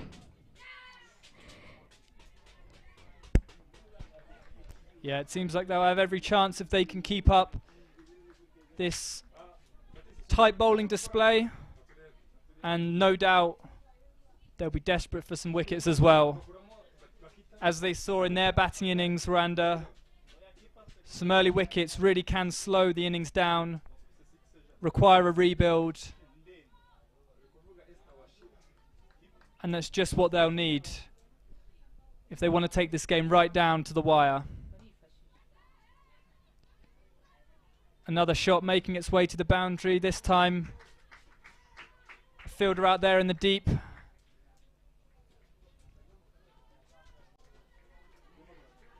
And for Kenya, how do you think they'll review this opening power play so far? Will they be happy with what they've been able to do so far, do you think?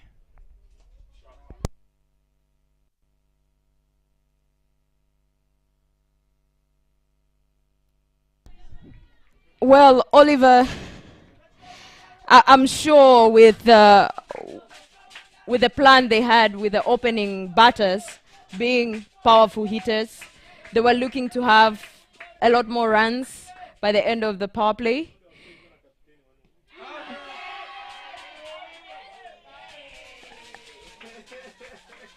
Massive appeal there from the Rwandan team.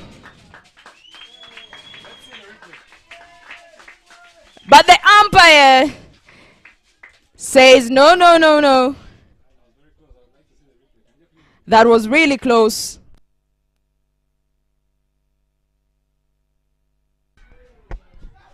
That one looked to be going well over the stumps there, but again, missing the bat, finding the pads. It's good signs here for Rwanda. It's exactly what they'll want. Putting these batters under pressure. Because as much as batters will like hearing the sound of bat on ball, feeling that ball on their pads, heart in mouth situation, quick run there from Kenya as a powerful throw comes in. And that's the end of the power play.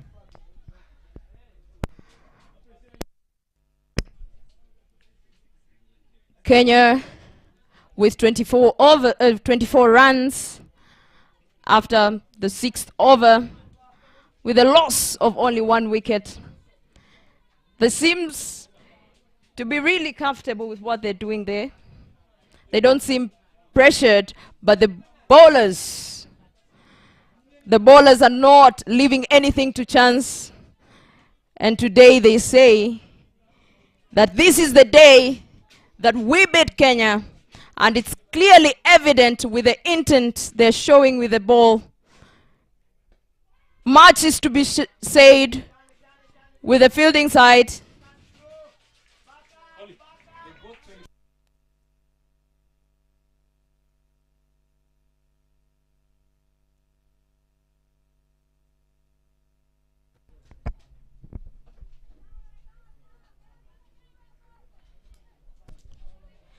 A total of 24 in that first power play for Kenya, below the required run rate, so I think they definitely won't mind seeing some fielders go back on the boundary, a few more scoring chances,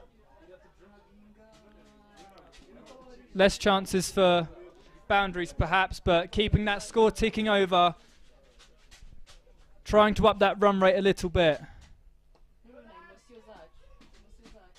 As long as the Rwandan fielders on the boundary can keep those to just singles, I think they'll be pretty happy with that as well.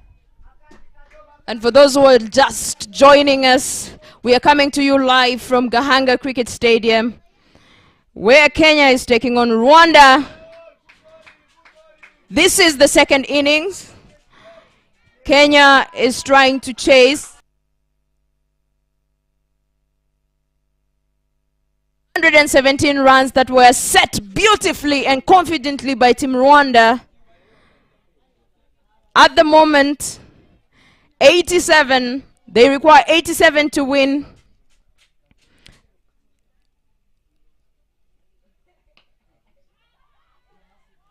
They are in the 7th over. Good effort from the captain, trying to stop there. That would have otherwise been a couple of runs.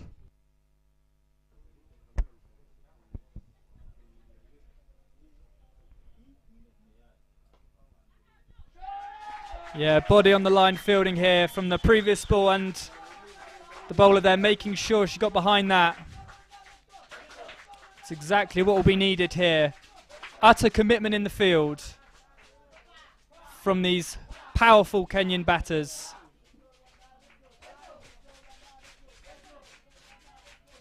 But another over gone by that Rwanda will not feel they've let slip from their grasp. Again, pressure still building on Kenya here. Although they'll like the look of just the one wicket dropped. Plenty of batting to come.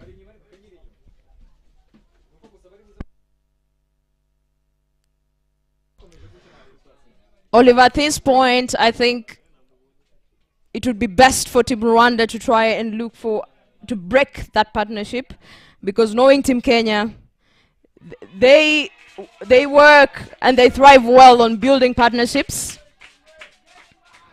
So once this partnership is built well and has thrived, they both have the potential to clear the grounds. And we've seen their confidence over the years. It's not something they would shy to do.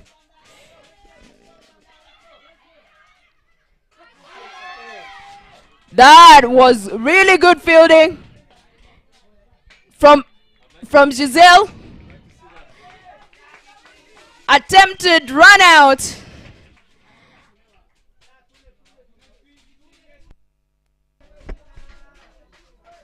Yeah, although the Kenyan batter definitely made it back safely, it's very, very good fielding there. Direct hit. Possibly missed out on another run there, Kenya, from the ball going askew from the stumps, but good fielding, good signs there from Rwanda.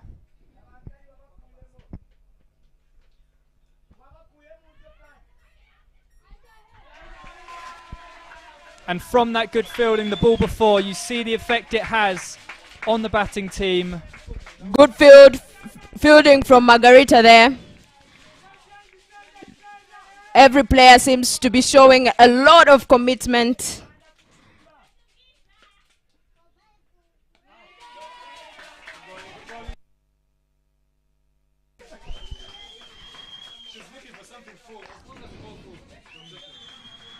Harriet seems to have grasped and have analyzed her proper length and line.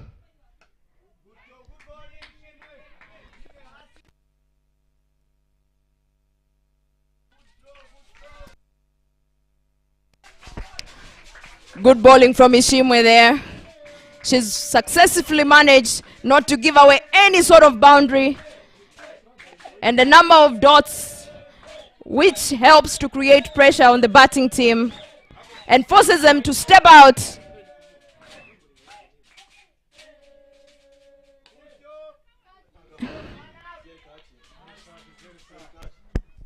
Slight misfield there, leaking a run through.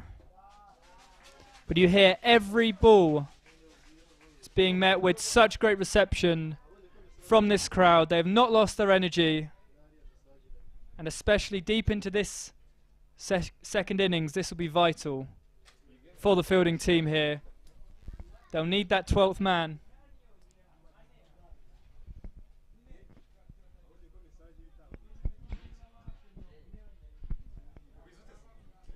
I think it is interesting. Rwanda definitely have the run rate on their side. Kenya with wickets in hand on their side. What do you think Rwanda will be after more? Do you think they'll be satisfied keeping this run rate down, or will they rather really get some wickets, even if it comes at the expense of a few runs? Knowing Team Kenya, I would rather go for wickets at this point, because breaking the partnership always slows down the game, building more pressure on the batters. And there are few other more fierce batters left in the Kenyan camp. So even though right now it's quite dead silent, we have a lot of silence from the Kenyan camp. They're a very mature team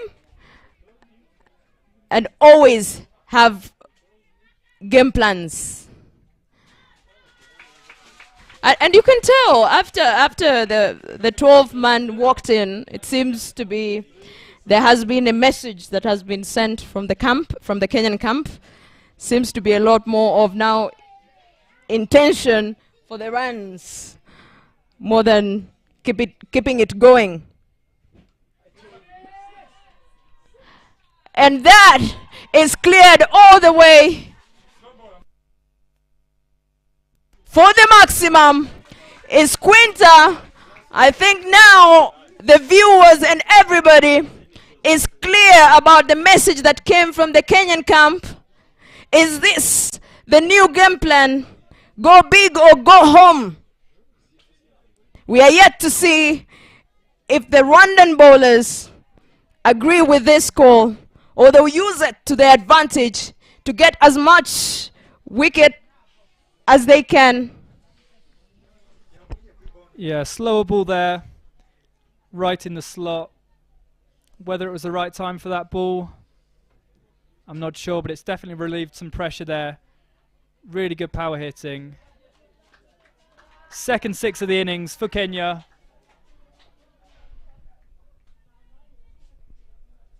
There'll need to be a reply here from Team Rwanda. And that's a good way to do it. Finding the right line again, finding the right length. Being committed in the field. Just what Rwanda will need in response. Gone! And another wicket is down. Ladies and gentlemen, the Rwandan camp is ablaze here. A yorker was delivered by Josiane all the way to see off one of the dangerous hitters, Quinta Abel, walking off, looking very disappointed for not having delivered on what she was sent to do. This is a good breakthrough for Team Rwanda. A wicket is what was needed to break that partnership that was building slowly. And now, walking in is another big hitter, well known East African wise for her precision and her patience on the crease. It is Sarah Wetoto Bakita. Would Josiane be the person to see Bakita off before she gets into playing form? Only time can tell. Ladies and gentlemen, everything is going down here at Gahanga Cricket Stadium. It is the 8th edition of Kwibuka T20 tournament. And the third day of Kwibuka tournament, it is when Rwanda is taking on Kenya. The odds at the moment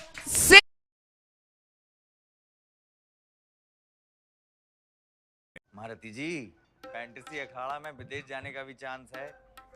अब सुनो, माप जाने देंगे। इतना सिखा दीजिए कि हम फौरन कैसे जाएंगे। Fantasy sports का असली अखाड़ा। इस गेम में वित्तीय जोखिम के तत्व हैं और इसकी लत लग सकती है। कृपया जिम्मेदारी से और अपने जोखिम पर खेलें। And capitalize on those. To work on registering Kenya's first win in the Kwibuka tournament.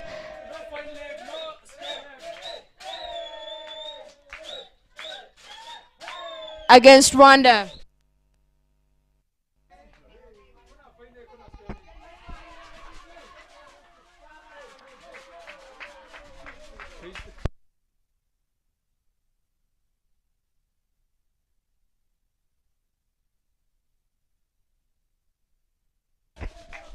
And Vanessa there playing with a straight bat, looking to drive down the ground.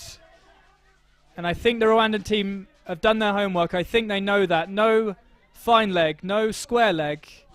I think they definitely know that the areas to protect are down the ground. It's a bold strategy to go for. But I suppose to beat Kenya, you need to be bold. You need to be innovative, and that's what they're trying. Deep mid-wicket, deep mid-on.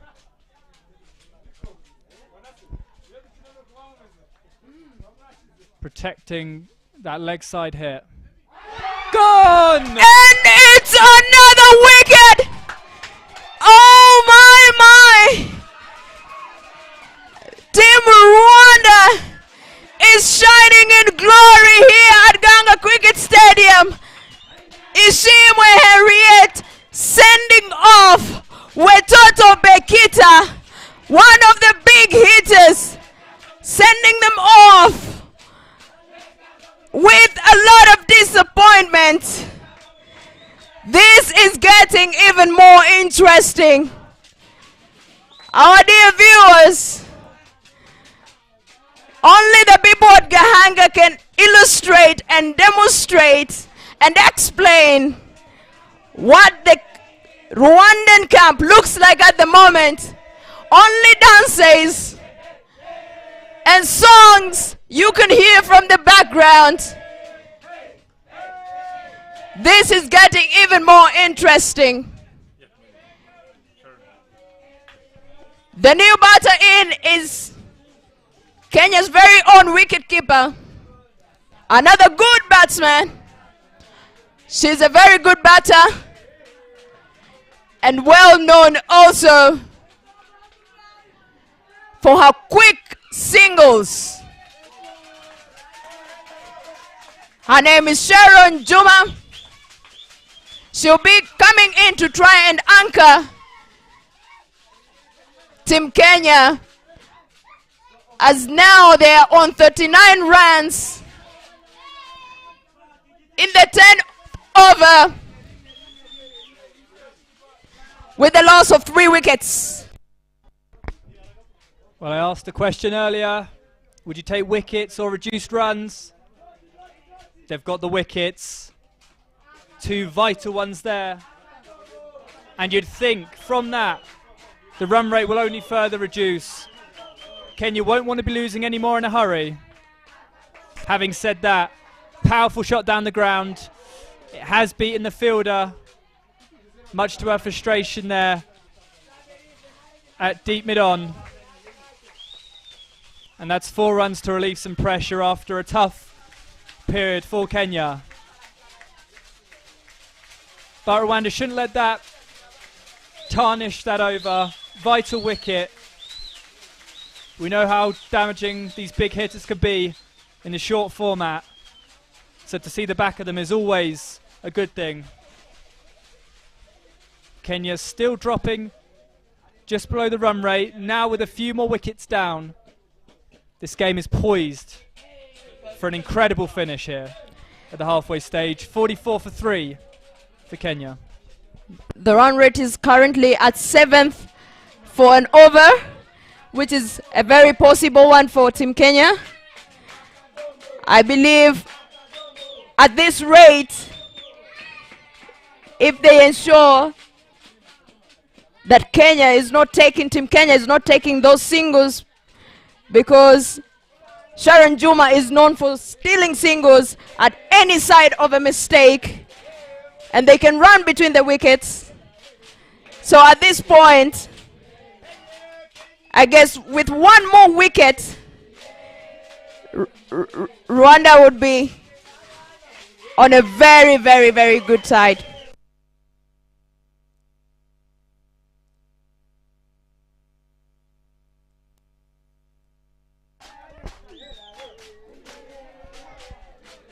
Yeah, the required run rate for Kenya at around 7 and over. Good fielding there from the bowler. Just over a run a ball. So really for Team Kenya here, with mid on and mid off out to the boundary, there's an easy singles there to be had. I think they're definitely settled for that at the moment, at least.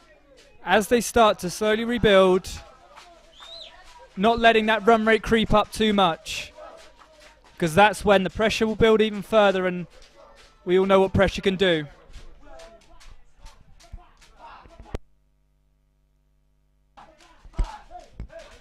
The crowd here at Gahanga in fine voice, and rightfully so, playing a miss. They're having lots to cheer about. Long may it continue.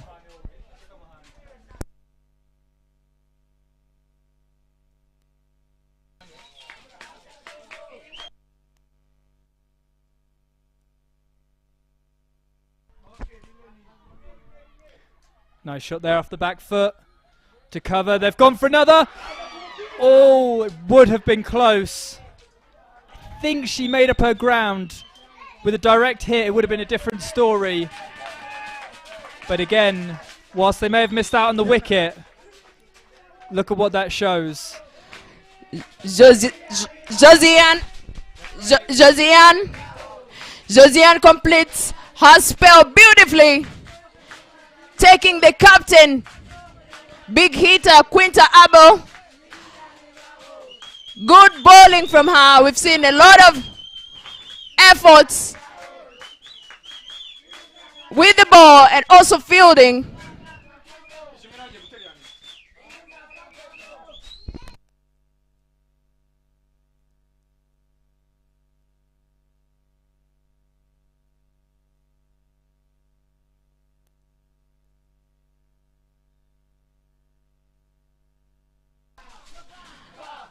Ishimwe Henriette, as usual,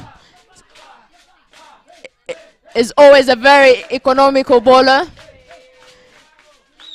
She's really good at building pressure.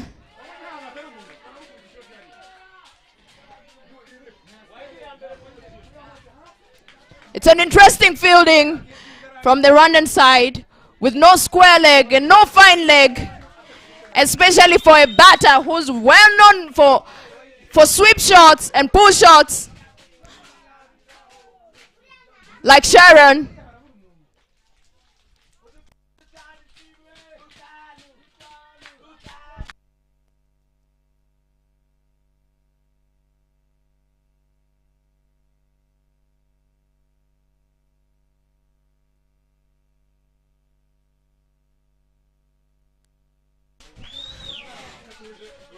That's a good throw from Alice, all the way from the boundary. Restricting Kenyan batters to only 2 runs, and a good running in between wickets, I would say. You know, as we said earlier on, they're really quick in between the wickets, and they're also big hitters, so that works a lot to their advantage. So the best way is to reduce all the mistakes, fielding mistakes, as much as possible, to restrict them.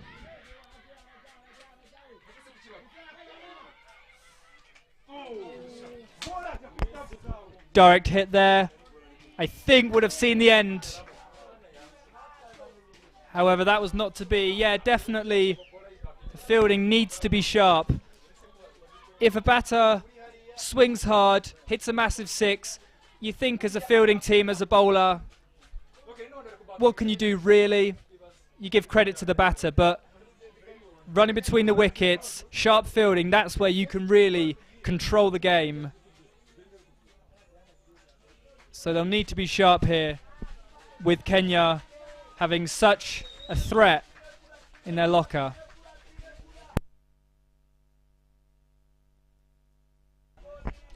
But I think for now, bowling so full is proving to work. Tucking the batsman up a little bit, making it hard to really swing the bat and get the ball in the air. I think line and length here is key. Yeah, and it's good to note that Kenya has made a comeback in that previous over. They were at 36 and now at 54. And another wicket! And LBW! Oh my, oh my, oh my! It is raining, but it is not raining water. It is raining wickets here at Gahanga Cricket Stadium. The Rwandan team, Rwandan bowlers, are showering the fans with Kenyan wickets. Sharon is gone. Esther Washira coming in.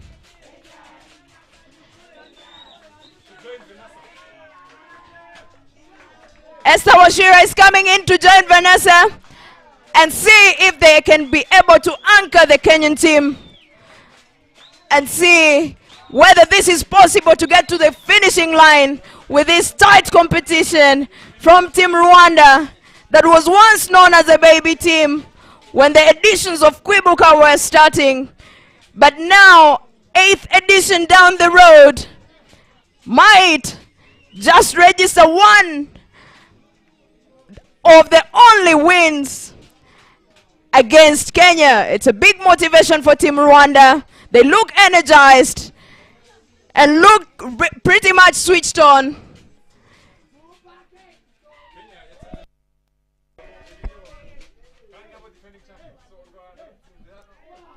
Yeah, the finger went up straight away there from the umpire.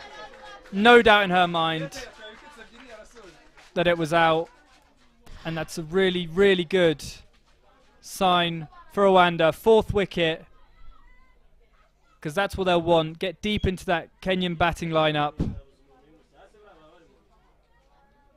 At the end of Rwanda's innings with the bat, they showed how vital having wickets in the bank can be. It makes you play a bit freer. It means as the batters have been there longer at the crease, they've got their eye in. But if you've got new batters at the crease, getting to the tail enders, that's just what they want. A good spell from Henrietta Ishimwe. She's always been consistent with her bowling. No extras are ever registered from Ishimwe. And she got herself 2 wickets to support Team Rwanda to continue defending the score they set against Kenya. It is the first ever 100 up score that has ever been registered by Team Rwanda playing against Team Kenya. This is a glorious moment, and you can tell from the music and the shouts that's coming from the Rwandan camp in the background. Coming on strike is the Rwanda's off spinner.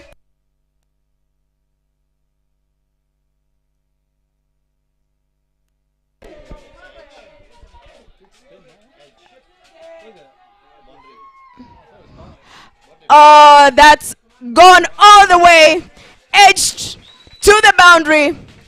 That is coming from the banana plantation end. It is the off spinner, Vumilia Magi. The leg spinner, I beg your pardon. She's a leg spinner, a very valuable spinner for Team Rwanda.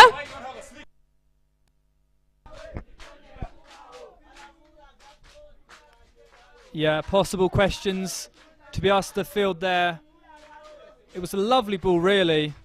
Really well pitched. Looked to have spun, finding the edge, as you would have expected from a leg spinner. But it managed to run away to the boundary. Whether Rwanda will react to that, possibly put a fielder in there to just to cover that. But I think that's good signs there. It was a nice ball, good first ball, found the edge.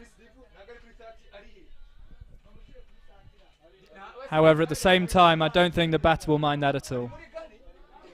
Runs are runs.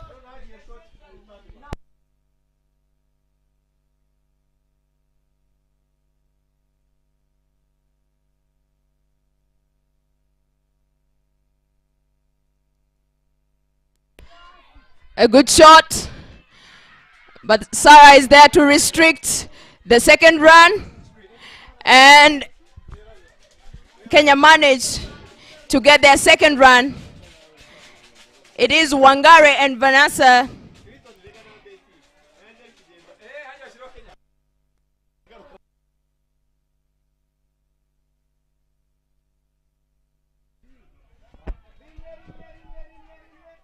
That's a nice length there from the leg spinner. Getting the batter playing cross-batted shot there, where maybe a bit full for that, so that's a good sign.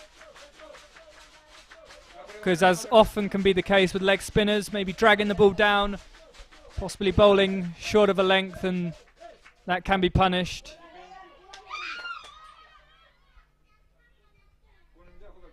Good chase there from the wicket-keeper. It will be a wide. And of course, as important as length is, the line also needs to be on the money. Cannot afford to leak any runs here.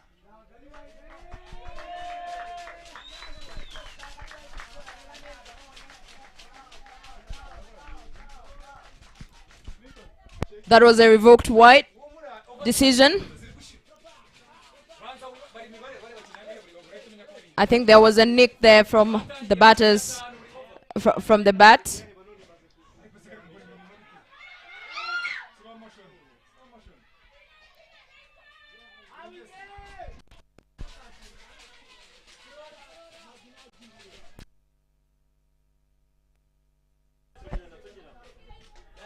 The running again, looking slightly hesitant here. It's been the talk of the day, really. But they made it in the end, snuck a run.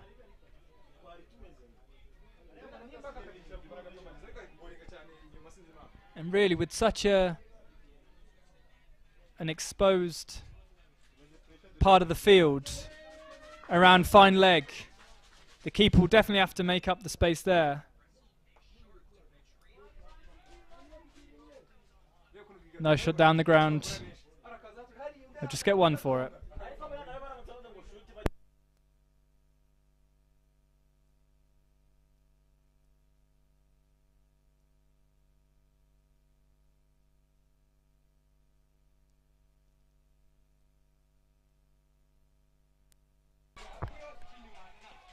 Another boundary there from Wangare. She's really good on the onside. Anything to her back, she'll clear it off the boundary.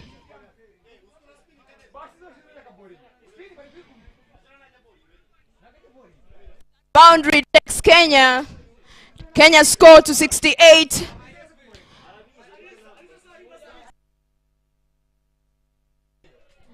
For the loss of 4 wickets in their 13th over.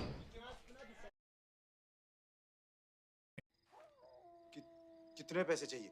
पैसा नहीं, इज्जत। मोहल्ले के चिरकुट लौंडे हरा रहे हैं fantasy sports में। आप एक्सपर्ट हो, सिखाओ।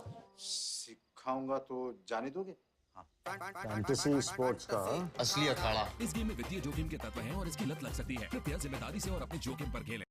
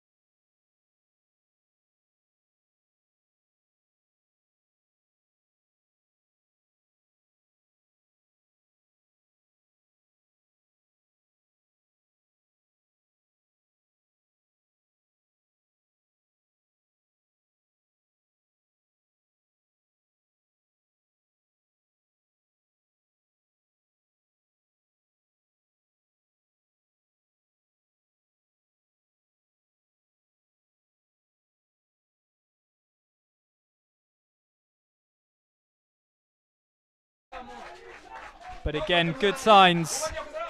Very good signs. And that is the end of the over. A good over there.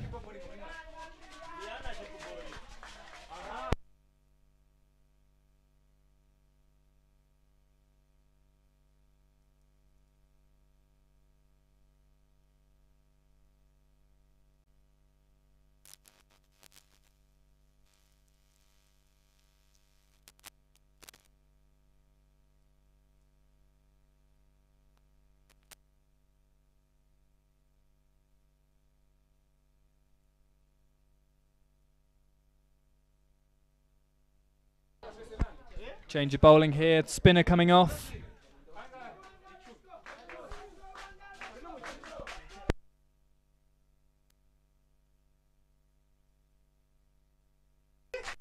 A lot of optimistic coming from the Rwandan camp here at Gahanga Cricket Stadium. The new batter in is the captain herself. She's in to do her job. Will Giselle get there on time? Oh yes! Another wicket! This is what... Oh my! That is another wicket!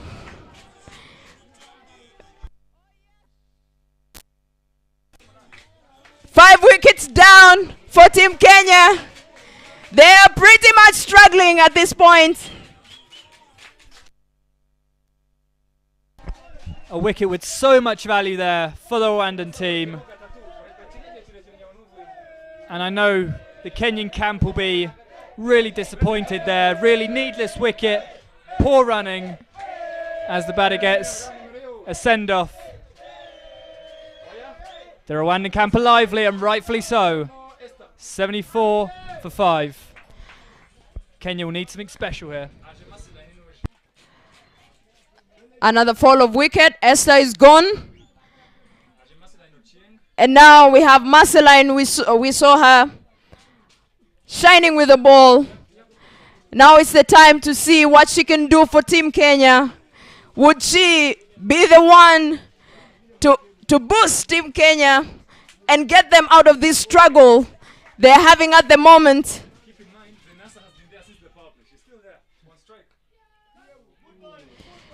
Vanessa still in there, taking a ball at a time. She's been there for a while. It's a person to watch out for. A wicket that might really be a game changer at this moment in time for Team Kenya.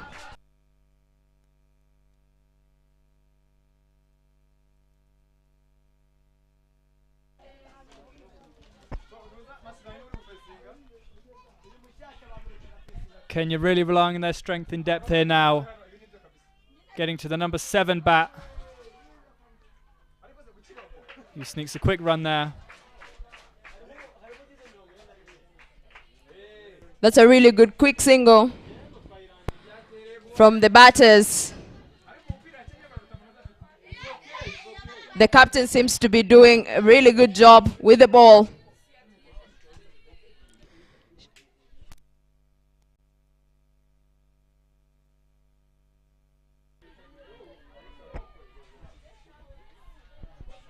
Nice full bowling.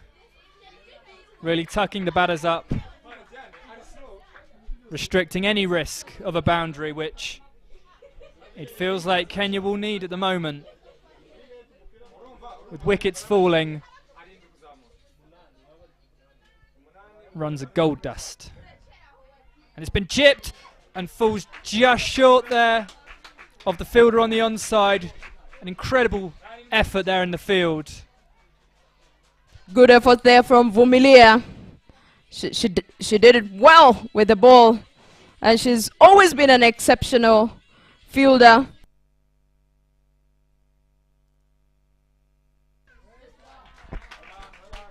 Full toss there, restricted to 1, but there's the clear intent from the Rwandan bowlers. Keep it full, keep it straight, And you're not getting any boundaries off us.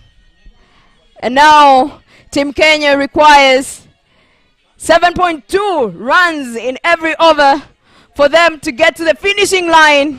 This is going to be an interesting game. It is going to be an interesting finish.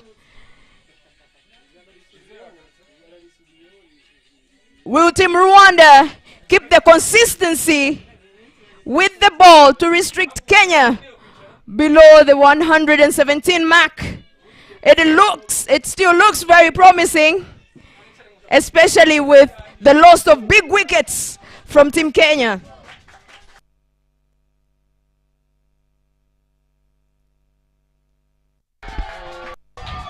Another wicket down. Rwanda is raising the flag high. And at this point, the win is smelling closer. It is getting closer. The horizon of the finishing point for Team Rwanda. It is coming on sight.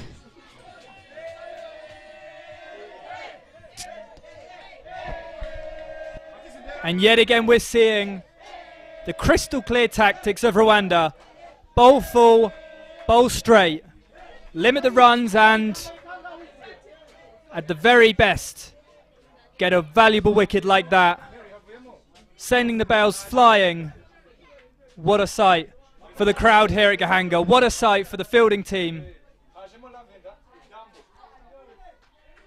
And no doubt that the tactics will not change here. Aim for the stumps, aim full. Make the batsman work for this. Totally agree with you on that point there. The new batter in from Team Kenya is Lavender. Oh, and that will go straight. Good saving there, good saving there. From Katia Wamahoro, the legend.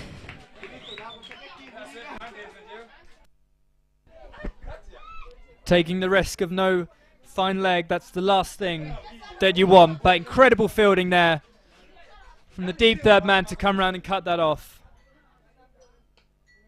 And back on the money there with the next ball. Good fielding. And just listen to that crowd. The atmosphere here somehow has not dropped a single decibel. They are really pushing this team right over the finish line. Something to note oversee is that Vanessa is still in there, and it's hard to tell what game plan Team Kenya is having, because they still look comfortable even in the last overs. They're well known to finish big. Even in the previous game, they were able to score the 16 runs that were needed in the last over. So it's quite early. It's quite early to celebrate. From Team Rwanda now is to keep the belts tightened hard until the last ball. Shout there for LBW, waved away by the umpire yet again. But yeah, you're definitely right. These wickets that are tumbling cannot lead to any complacency here. You can never underestimate the finishing power of any opponent, let alone the force of Kenya. So complacency needs to be non-existent here, which it looks to be. The fielding remains sharp, the bowling remains tight. It's exactly what you need to see. 8 and over now required for Kenya. This run rate that's required is only climbing. Is this some relief? An incredible effort there out in the deep. Has it saved runs there? The fielder stays down. Yet again, body on the line cricket from the fielder, which is exactly what you want to see. Let's hope there's no serious injuries. But no doubt the team will be very appreciative of that fielding. saving the boundary by the looks of it and keeping the pressure on. 30 runs required.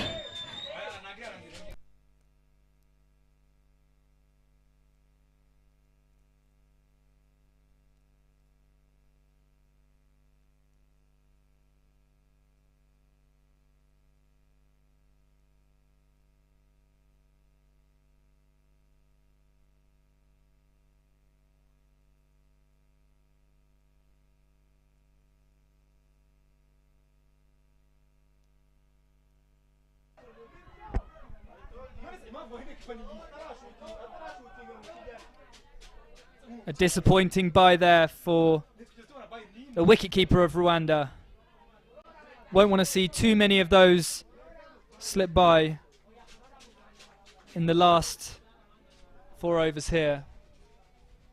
But for Kenya, any run counts. They won't mind that one bit.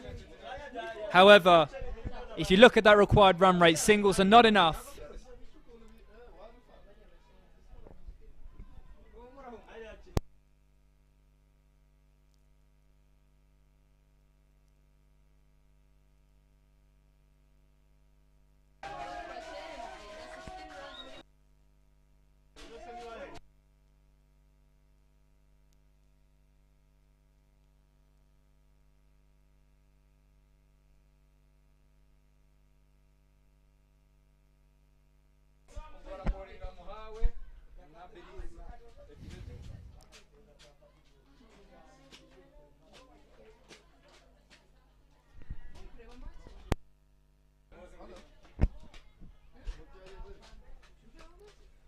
A large crowd here at Gahanga being spoilt by some brilliant cricket and what looks to be a scintillating finish.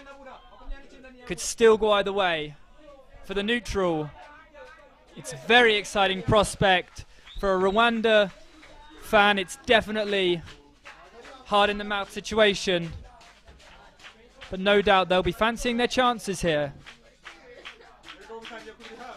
They're really taking it down to the wire. A wicket here will be absolutely cherished. Because as you see, batter number 3 on 43, been in since the power play. And doesn't look to be going anywhere anytime soon.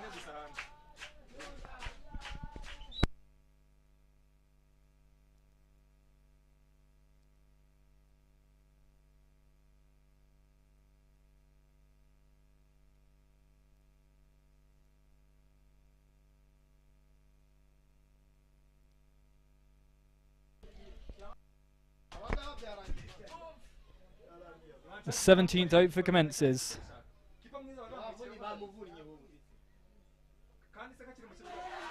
And that's a nice start. Some really, really nice pace being shown by the Rwanda bowler here.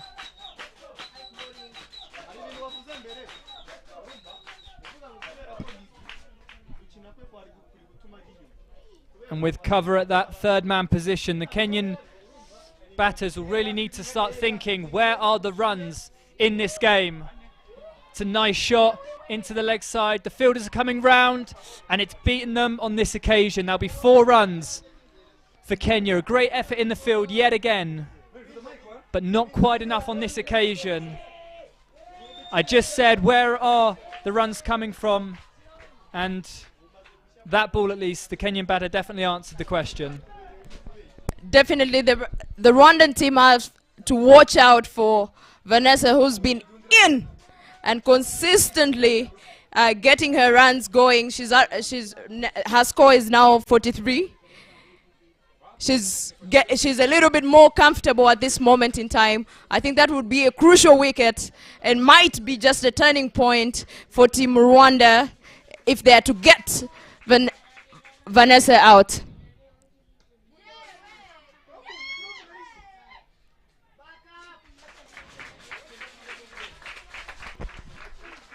And at the same time, as precious as a wicket of Vanessa will be, even seeing her down the non-striker's end could be invaluable. Getting the new batter on strike, keeping Vanessa out of the danger zone. For now at least, I think Team Rwanda will settle for that. Hesitation there, chance! Throws come in at the wrong end. And could that be vital? Another missed chance there. It is a time we cannot afford that. Team Rwanda cannot afford missing such chances at this very crucial time. That might be a game changer.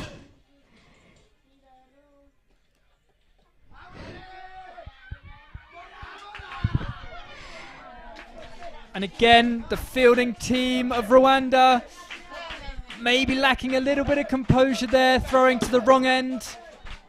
But the positive signs are that the Kenyan batters do not look comfortable here. They do not look like they're communicating as fluently as they would want to be.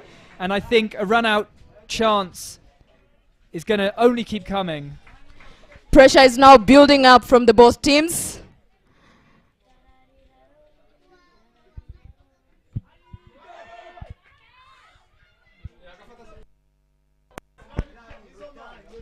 More half chances here.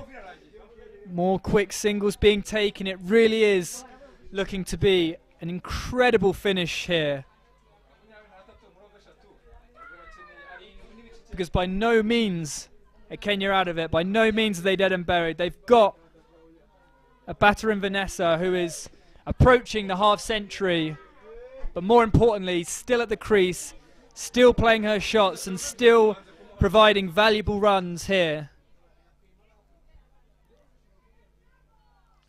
What the Rwandan team wouldn't give for a wicket like Vanessa's at this point.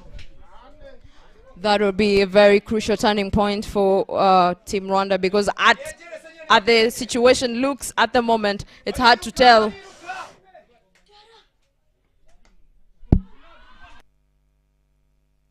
And another shot.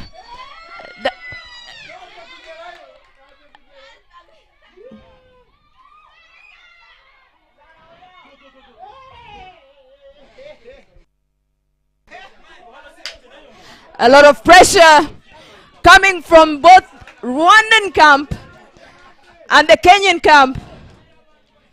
Seems to be very crucial moment for the both teams.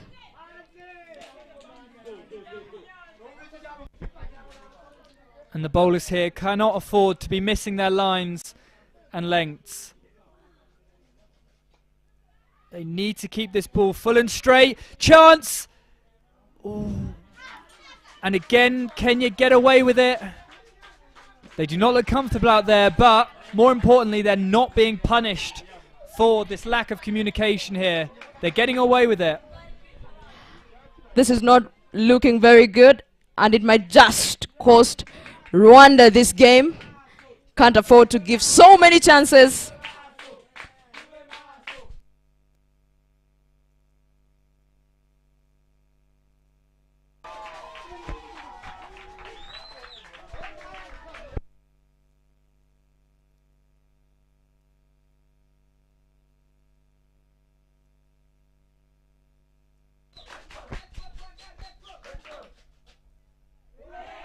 You look at the batting setup here of Lavinda. Look at just how high that bat is. As she stands ready to strike the ball, you think if she swings her arms through it, that could be some real power there. But as of yet, she's not shown it. There's the swing. The ball is running away, and it's gone for 4. I said about the potential power of Lavinda there, and she's definitely shown it. Beating the fielder at cover, extra cover, relieving some pressure here. And what was once one crucial wicket in Vanessa out there, now I think Rwanda would definitely be happy to get the wicket of Lavinda as well, because you see the depth of batting in the Kenyan team here. But it's a good reply from the bowler.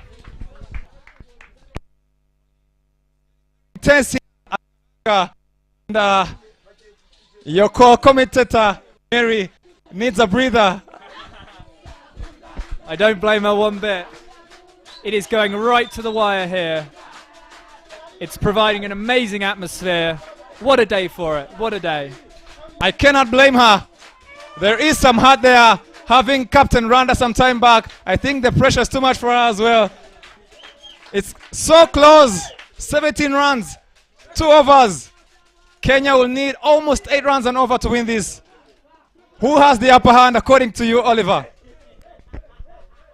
I think if the last over or so has anything to go by, I think Kenya will be feeling pretty good. They're finding the runs from somewhere.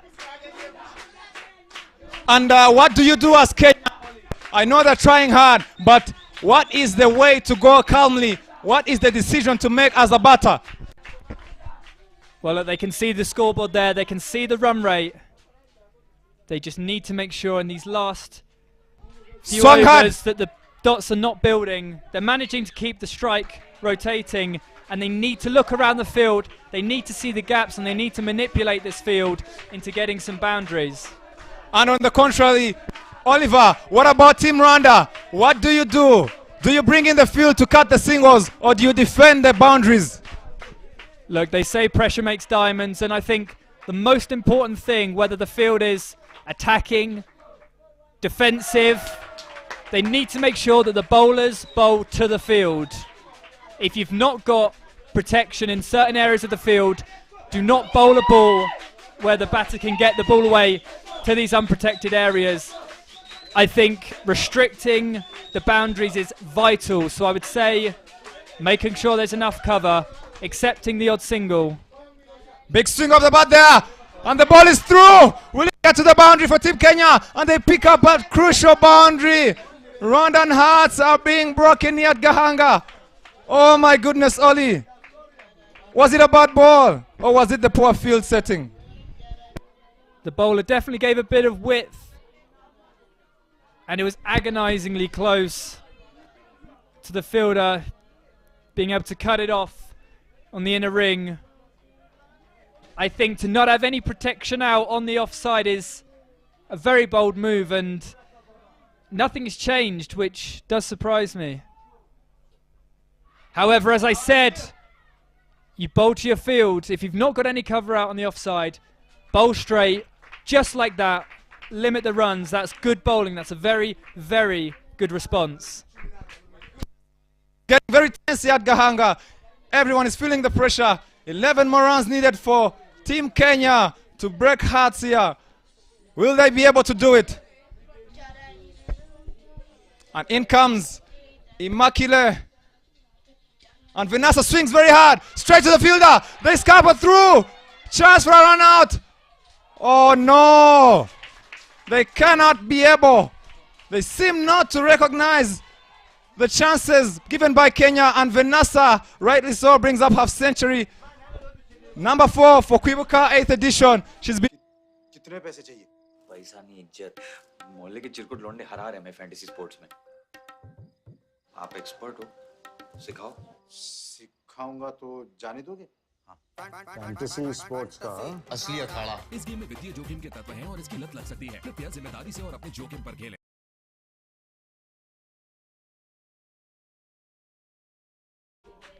10 runs is no joke here. If you think about restricting them to a singular ball, and you've got the victory, so field placing is key. And bowling to this field is key. They've got fielders out, deep mid on, deep mid off. It looks like full and straight is the way to go. And if the Rwandan bowler here can find the perfect Yorker. 10 runs to go. First ball is in the air. Is it a chance? Is it a chance? She decides to serve the boundary. Oh my goodness, that was a chance. Belize decided to the boundary and not go for the catch. And they pick up 2. 8 more runs needed in 5 deliveries. The lady on your screen is Giselle Ishimwe, who scored the 50 for Rwanda and now has the responsibility to get them over the line with the ball. In she comes. 8 more runs still needed. Giselle. Swing of the bat by Vanessa. The ball is racing to the boundary. Another boundary for Team Kenya. What is happening here? Rwanda had this game. Giselle.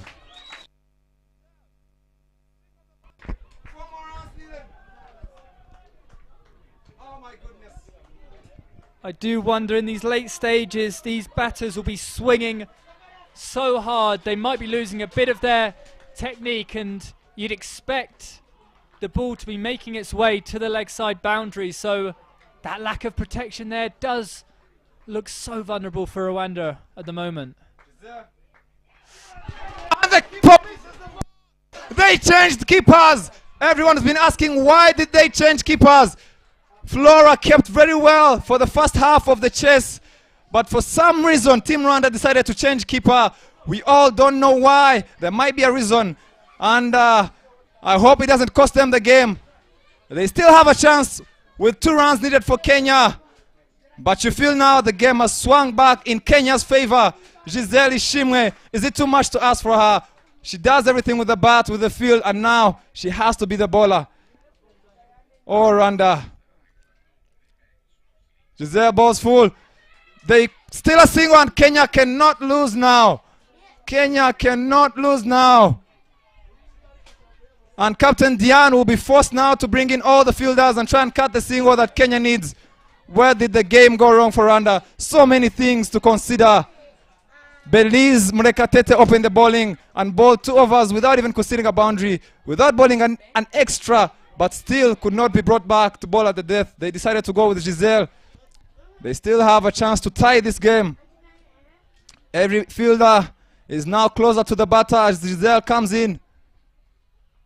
And she bowls a wide. And Team Kenya have won this game. And heartbreak. Misery for Team Rwanda. What went wrong? They had a chance to make history. Oliver, I don't know what you have to say. I'm shocked, but congratulations to Team Kenya. Vanessa, what a player. Kenya's hero, she's been there, and they run onto the field to embrace her. She's kept her head calm, composed, under pressure, and gets Kenya off the line. They're making a habit of this. They beat Uganda yesterday, needing a mammoth in the last over as well. 16 runs, and they managed to get over the line. Kenya, 3 wins in 3 games, top of the table. Team Rwanda lose their second game. I don't know what to say, Oli. So many things to see. What went wrong? The keeping, the fielding, the bowling. Let me know your thoughts. Well, I think the first thing that should be said is Rwanda can hold their heads extremely high. In no way did they throw that game away. Kenya showed their maturity, their strength in depth, especially that batting lineup, seeing the number 8 batter coming in and managing to score runs where so many didn't manage it. I think the experience of such a classy team like Kenya really did